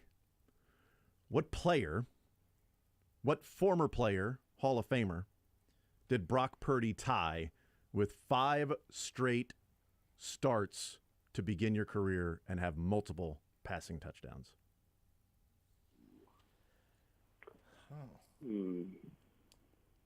I'm going to say Dan Marino. You're going to say correct. Wow. Dan Marino and Brock Purdy will roughly go down in the same conversation when it's all said and done. I think so. I think you would hope so, right? Yeah. I mean, certainly. Just look at the intangibles. The same thing. Arm strength, right? Accuracy, playmaking ability, moxie. Doesn't have the hair though. That Not Dan yet. Marino fro from the early '80s, man. Not yet. But Purdy can grow one out. Boy, if Brock Purdy had Trevor Lawrence or Justin Herbert hair, It's over. It's over. Yeah. I mean, Do the Chiefs trade Patrick Mahomes for him if he grows that hair out? Frankly, I think you'd have to think about it. Have to. Lindsay, thank you so much. We'll put you on hold, get your information. Congratulations, sir. All right, gentlemen. Thank you. Absolutely. You're welcome, Mon. Brock Purdy, Dan Marino. Brock Purdy really looks like somebody else, and I can't quite place it. And I've had this problem multiple times looking at his. I don't know. I'm headshot. looking at him. He doesn't look like Brock Purdy to me. He looks like somebody else. other than Brock Purdy. Yeah, I can't figure out who it is, but that's he doesn't look like him. He looks like the most well-behaved Harbaugh child. I'm going to show you a picture, and you're going to tell me I'm wrong. I think right here, he looks like the most well-behaved Harbaugh child. Oh my gosh. Okay, I got there. Oh, you're right. All right. I feel vindicated. He looks Thank like you. the Harbaugh child that went to Stanford, not coached at Stanford. That's right. Yes. He looks like the Harbaugh who didn't play football, weirdly enough. Like he just went, He's the just Cooper went to Manning. school. Yes. The Cooper Manning of Harbaughs. Yes, he looks like Cooper Harbaugh. Brock Manning. All right, we'll take a timeout. We'll come back. 913-381-810-810. We got the categories. Maybe some questions out there still that need to be answered. I think. Maybe not. Not sure. Actually, no. But we've got plenty of others. We'll take a timeout. We'll come back. 913-381-810-810 is the phone number to join us to play a little sports or leisure on this Thursday. Follow the show on Twitter at J810Anderson, at JB Brisco, at Beards McFly, and at Sports Radio 810.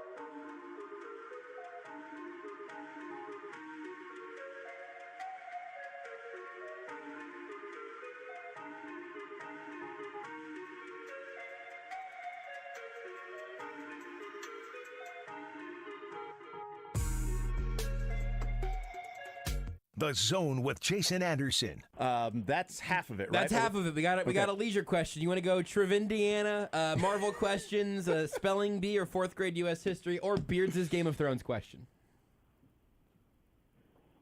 Those are serious categories? Those are all serious questions. Yep.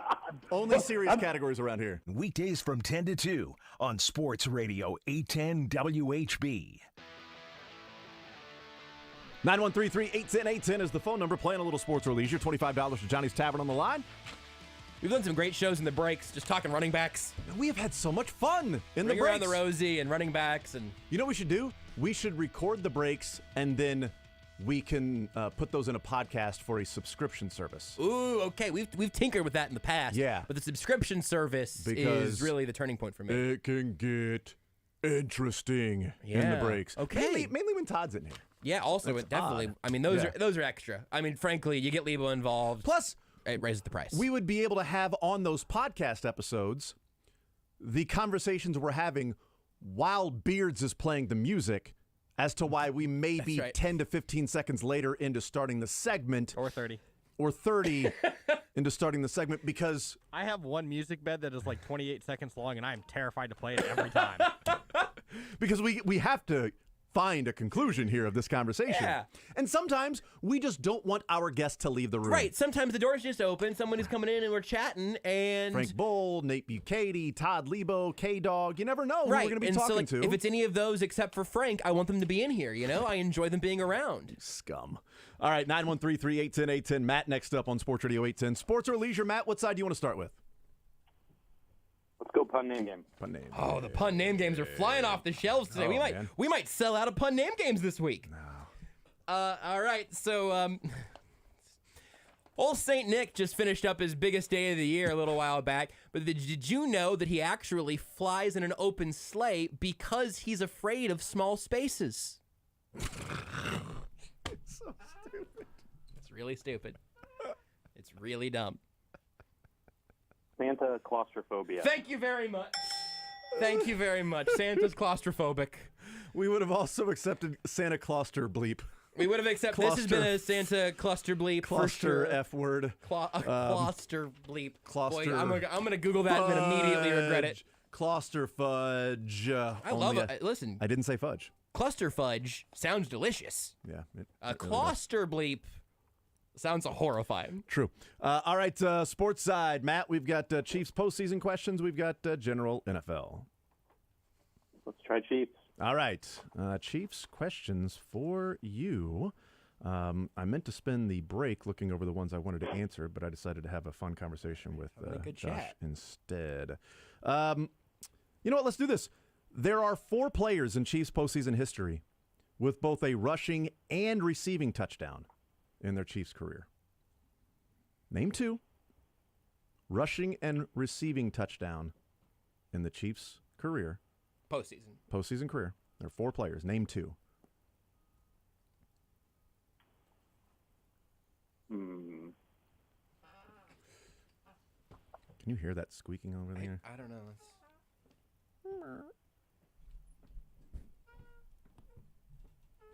These more recent or historical? Both.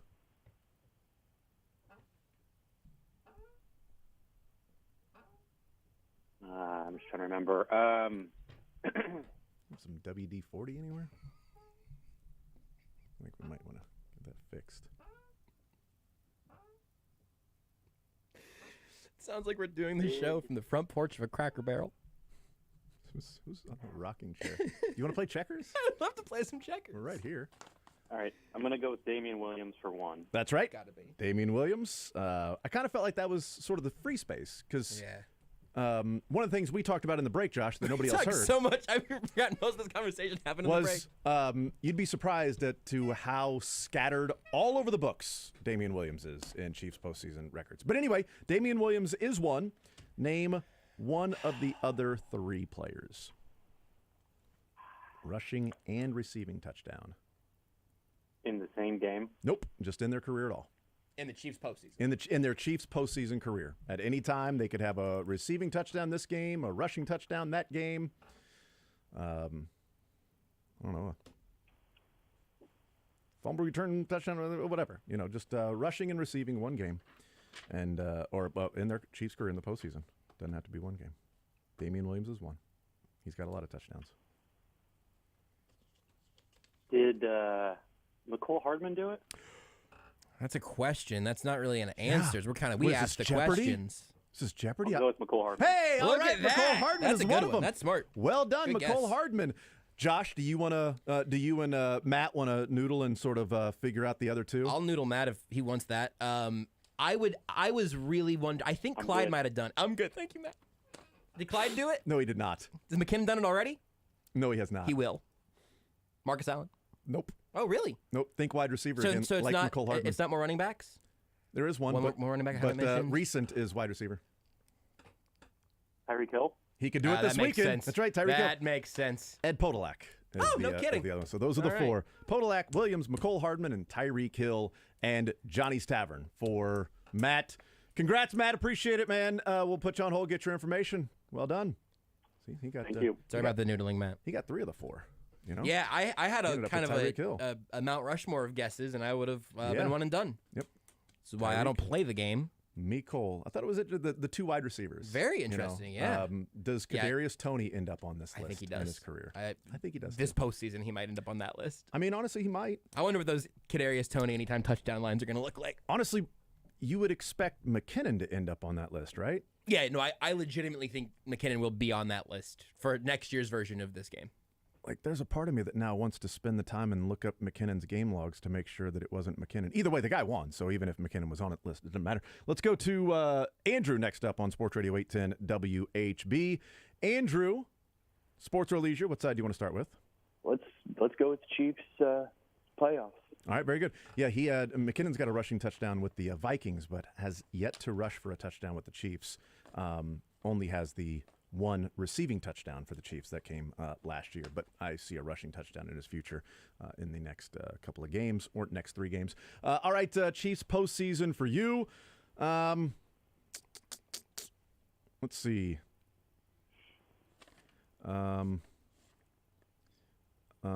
Okay, let's do this one. All right. There are 4 players in Chiefs history who have rushed for 3 or more touchdowns in their postseason career. Name 3. You got to know one of them for sure. Yeah, I mean, we've been talking about him all day. Damian Williams. Damian Williams is okay, one. Yes, that's he's rushed one. for 6. He's the all-time leader in rushing touchdowns for the Chiefs in the postseason. So wild. Man. And 2 of the other 3. 2 of the other 3. Well, Pat had it in the Super Bowl and then against the Titans. Do you have another one?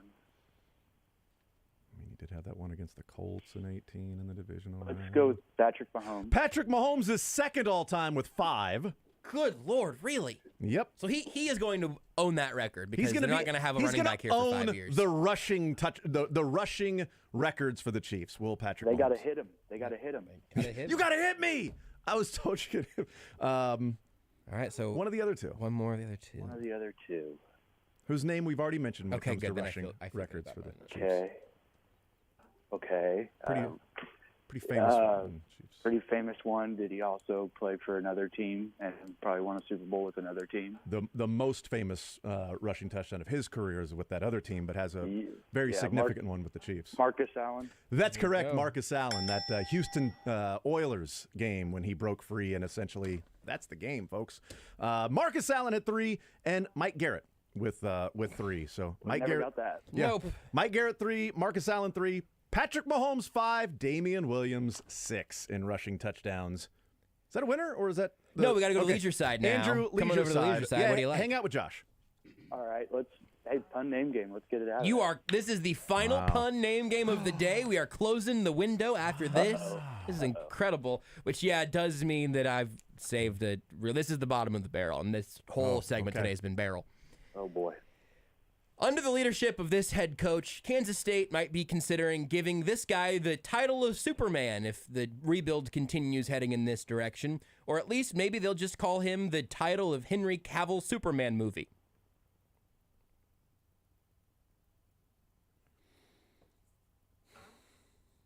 Cavill's Superman movies, Man of Steel. And the rebuild right now, Sorry, let me go ahead and this one was written a little bit ago because the original prompt was if his team beats Alabama, and I didn't mean basketball. Sorry, guys. I'm sorry, sitting everybody. here so confused. Sorry. That's dude, Andrew. I'm with you. Jerome Tang. No, I'm like Tang. No, or- you guys. That's totally fair. I Tang shouldn't have or- said the word rebuild. That was not accurate, but I was changing it on the fly, much like Superman might. Tangeray. Okay, Chris Kleiman, Klein Man of Steel. There we You go. Nice job. Nice job, Good work. Andrew. Pun well name done. game is closed. There we go. It's closed for business. You can tell by the Christmas and pre-bowl game ones I had that the pun name game does not get closed very often. That's right. Andrew, we'll put you on hold. Congratulations, sir. Super duper. We did have a couple contestants there in the middle that did not drop the super I duper. forgot. I didn't catch them, so and they we escaped. were very... I think we were pretty gracious in letting them keep their prize. Very by generous. Not saying super duper, but that's fine.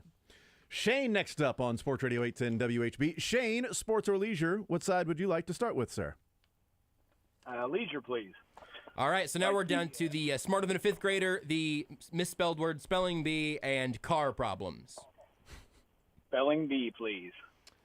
All right, well, look, at this point, if I don't start giving more difficult words here, people could accuse me of malfeasance, making this game too easy. Wow, okay. The word is malfeasance. Malfeasance. MALFEASANCE.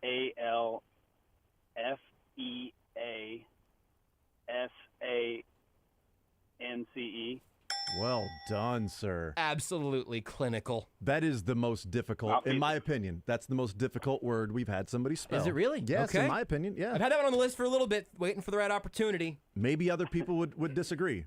DISAGREE. Shane, that's Sports only one size side. now, Yeah, yep. But usually it goes I sports don't than know what leisure, but side we let it people goes. choose, I'm confused it here. can be okay? confusing. I'm overwhelmed. Shane, Jerome Tang of Steel has your brain moving still. I need some get it. Tangeray right now just to get me back in line. Chiefs postseason questions or NFL? Chiefs, please. All right, Chiefs for you.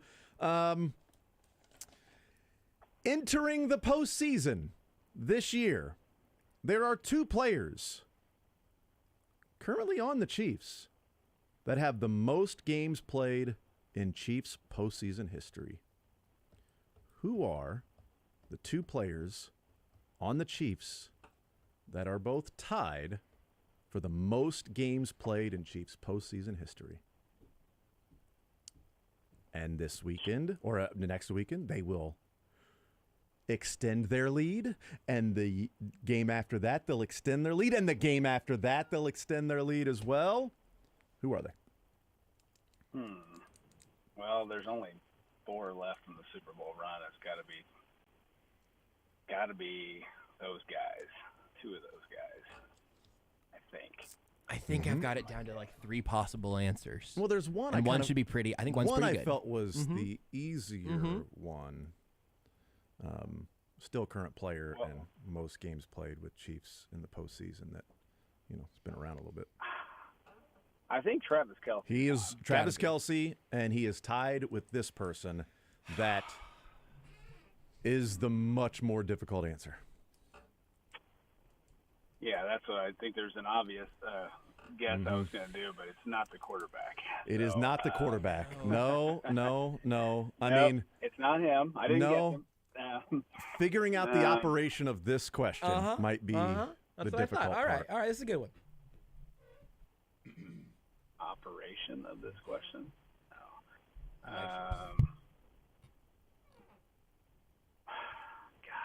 I'm between 2 guys, and I dated so many girls like in I'm gonna college. get That was them. it. Story of my life, man. I'm really trying to work this through in my head. No, you're good. I think if you can think of another player in a given position playing that role in the playoffs, you could eliminate the more recent guy. Does that make sense? That might have made it more confusing. The look Jason's giving me makes it seem like it was more confusing. Yeah, because he'd had to be on the team before the Super Bowl. Mm-hmm. Yeah, he would have to have been on the team before the Super Bowl run for the Chiefs. Right, so... And, the way the Chiefs have their, different operations of, going about their business.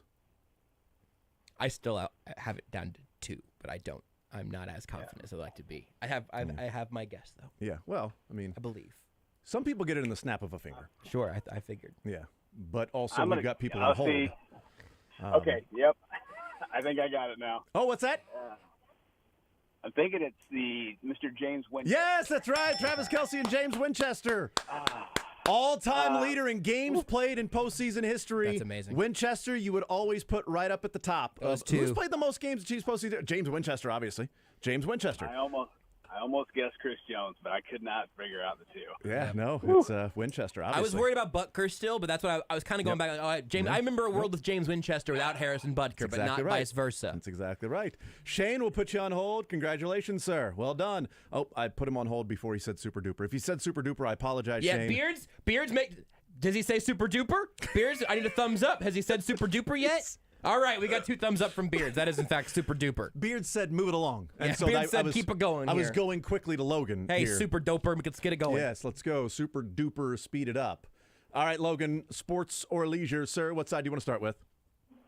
Hey, let's do Chiefs playoffs. All right, Chiefs playoffs. Boy, I am running out of questions. Damian Williams and James Winchester. I like the Winchester question. That was good. Yeah, I had to get that one out there. All right, so there are 4 players in Chiefs postseason history. And I just laugh at this because of, the common theme name. There are 4 players in Chiefs postseason history with more than 2 receiving touchdowns in their career. Name 3 of the 4. So at least say it again, please. So I'll just say this. There are 4 players in Chiefs postseason history that have at least 3 receiving touchdowns in their career. Name 3 of the 4 with at least 3 receiving touchdowns. I'm nervous because it seems like there should be. And these are postseason receiving touchdowns? Yep, only in the postseason. All right. Travis Kelce. He leads all time with 12. Are these current or?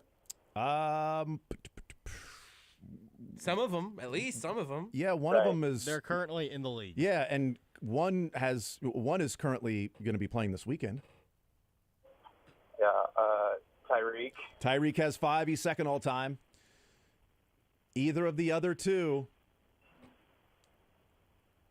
Neither on the Chiefs anymore. Common theme. I feel like it's got to be the common. Isn't it? It's crazy. I mean, it's just unbelievable. He's everywhere. It's common. He's common? Everywhere. It's like all these he's like Bebe's kids of records. He just keeps multiplying. I'm going to throw a dart. Sammy Watkins. It is not Sammy Watkins. Oh, no! I'm surprised Sammy Watkins wasn't 4. Watkins, no! Ah! Logan, thank you for playing, man. I appreciate it. It's not Sammy Watkins. Let's go to Lucas. Lucas, last contestant. Lucas, what's the third? Give us the third one, Lucas. Let's last go. Contestant, Lucas. Last but not least. To answer that last question, Damian Williams. That's right. Isn't that crazy? Damian Williams. So Travis Kelce with 12, Tyreek Hill with 5, Damian Williams with 4, and which other player has 3? You've already won, Lucas, this side. You go to leisure, but who had the 3? Sammy Watkins would have been a great guess. We already said that. So was did wrong. McCole Hardman do it? No, he did not. We're pre-Mahomes then. No, we're not. Oh, really? We are post-Mahomes. The other Williams? Not the other Williams. Oh, come Josh, on, dude. think of Mike D'Antoni. Come on, man. This guy's a snack. Why am I thinking of Mike D'Antoni? Think of Mike D'Antoni's face. This guy's a snack, man. And then put his face on a can. He's not a full meal. This guy's a snack. Why am I putting Mike D'Antoni's face on a can? Oh, come on. This one should be in a can for you. Jamar Chase. Nah, just he plays for the other team, right? Why isn't this popping into your head? Well, that's an Isaiah Pacheco nickname, so that's not helping me either. Well, you got to move on. So we definitely should keep it moving. That would be Byron Pringle. Holy bleep. Has 3. Oh, duh. Byron Pringle has 3. Boy, dude, Beards didn't help me with Mike D'Antoni. You meant any man with a mustache. He said put it on a can. I said he's a snack. I get it. Your clues were good, and also that's a surprising answer. Yeah. Mike D'Antoni was surprising. Totally surprising answer, but Byron Pringle. On to the leisure side. Are you smarter than a 5th grader, the spelling bee, or car problems? Are you smarter than a 5th grader?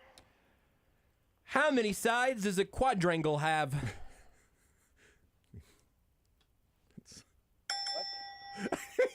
My finger slipped. My bad.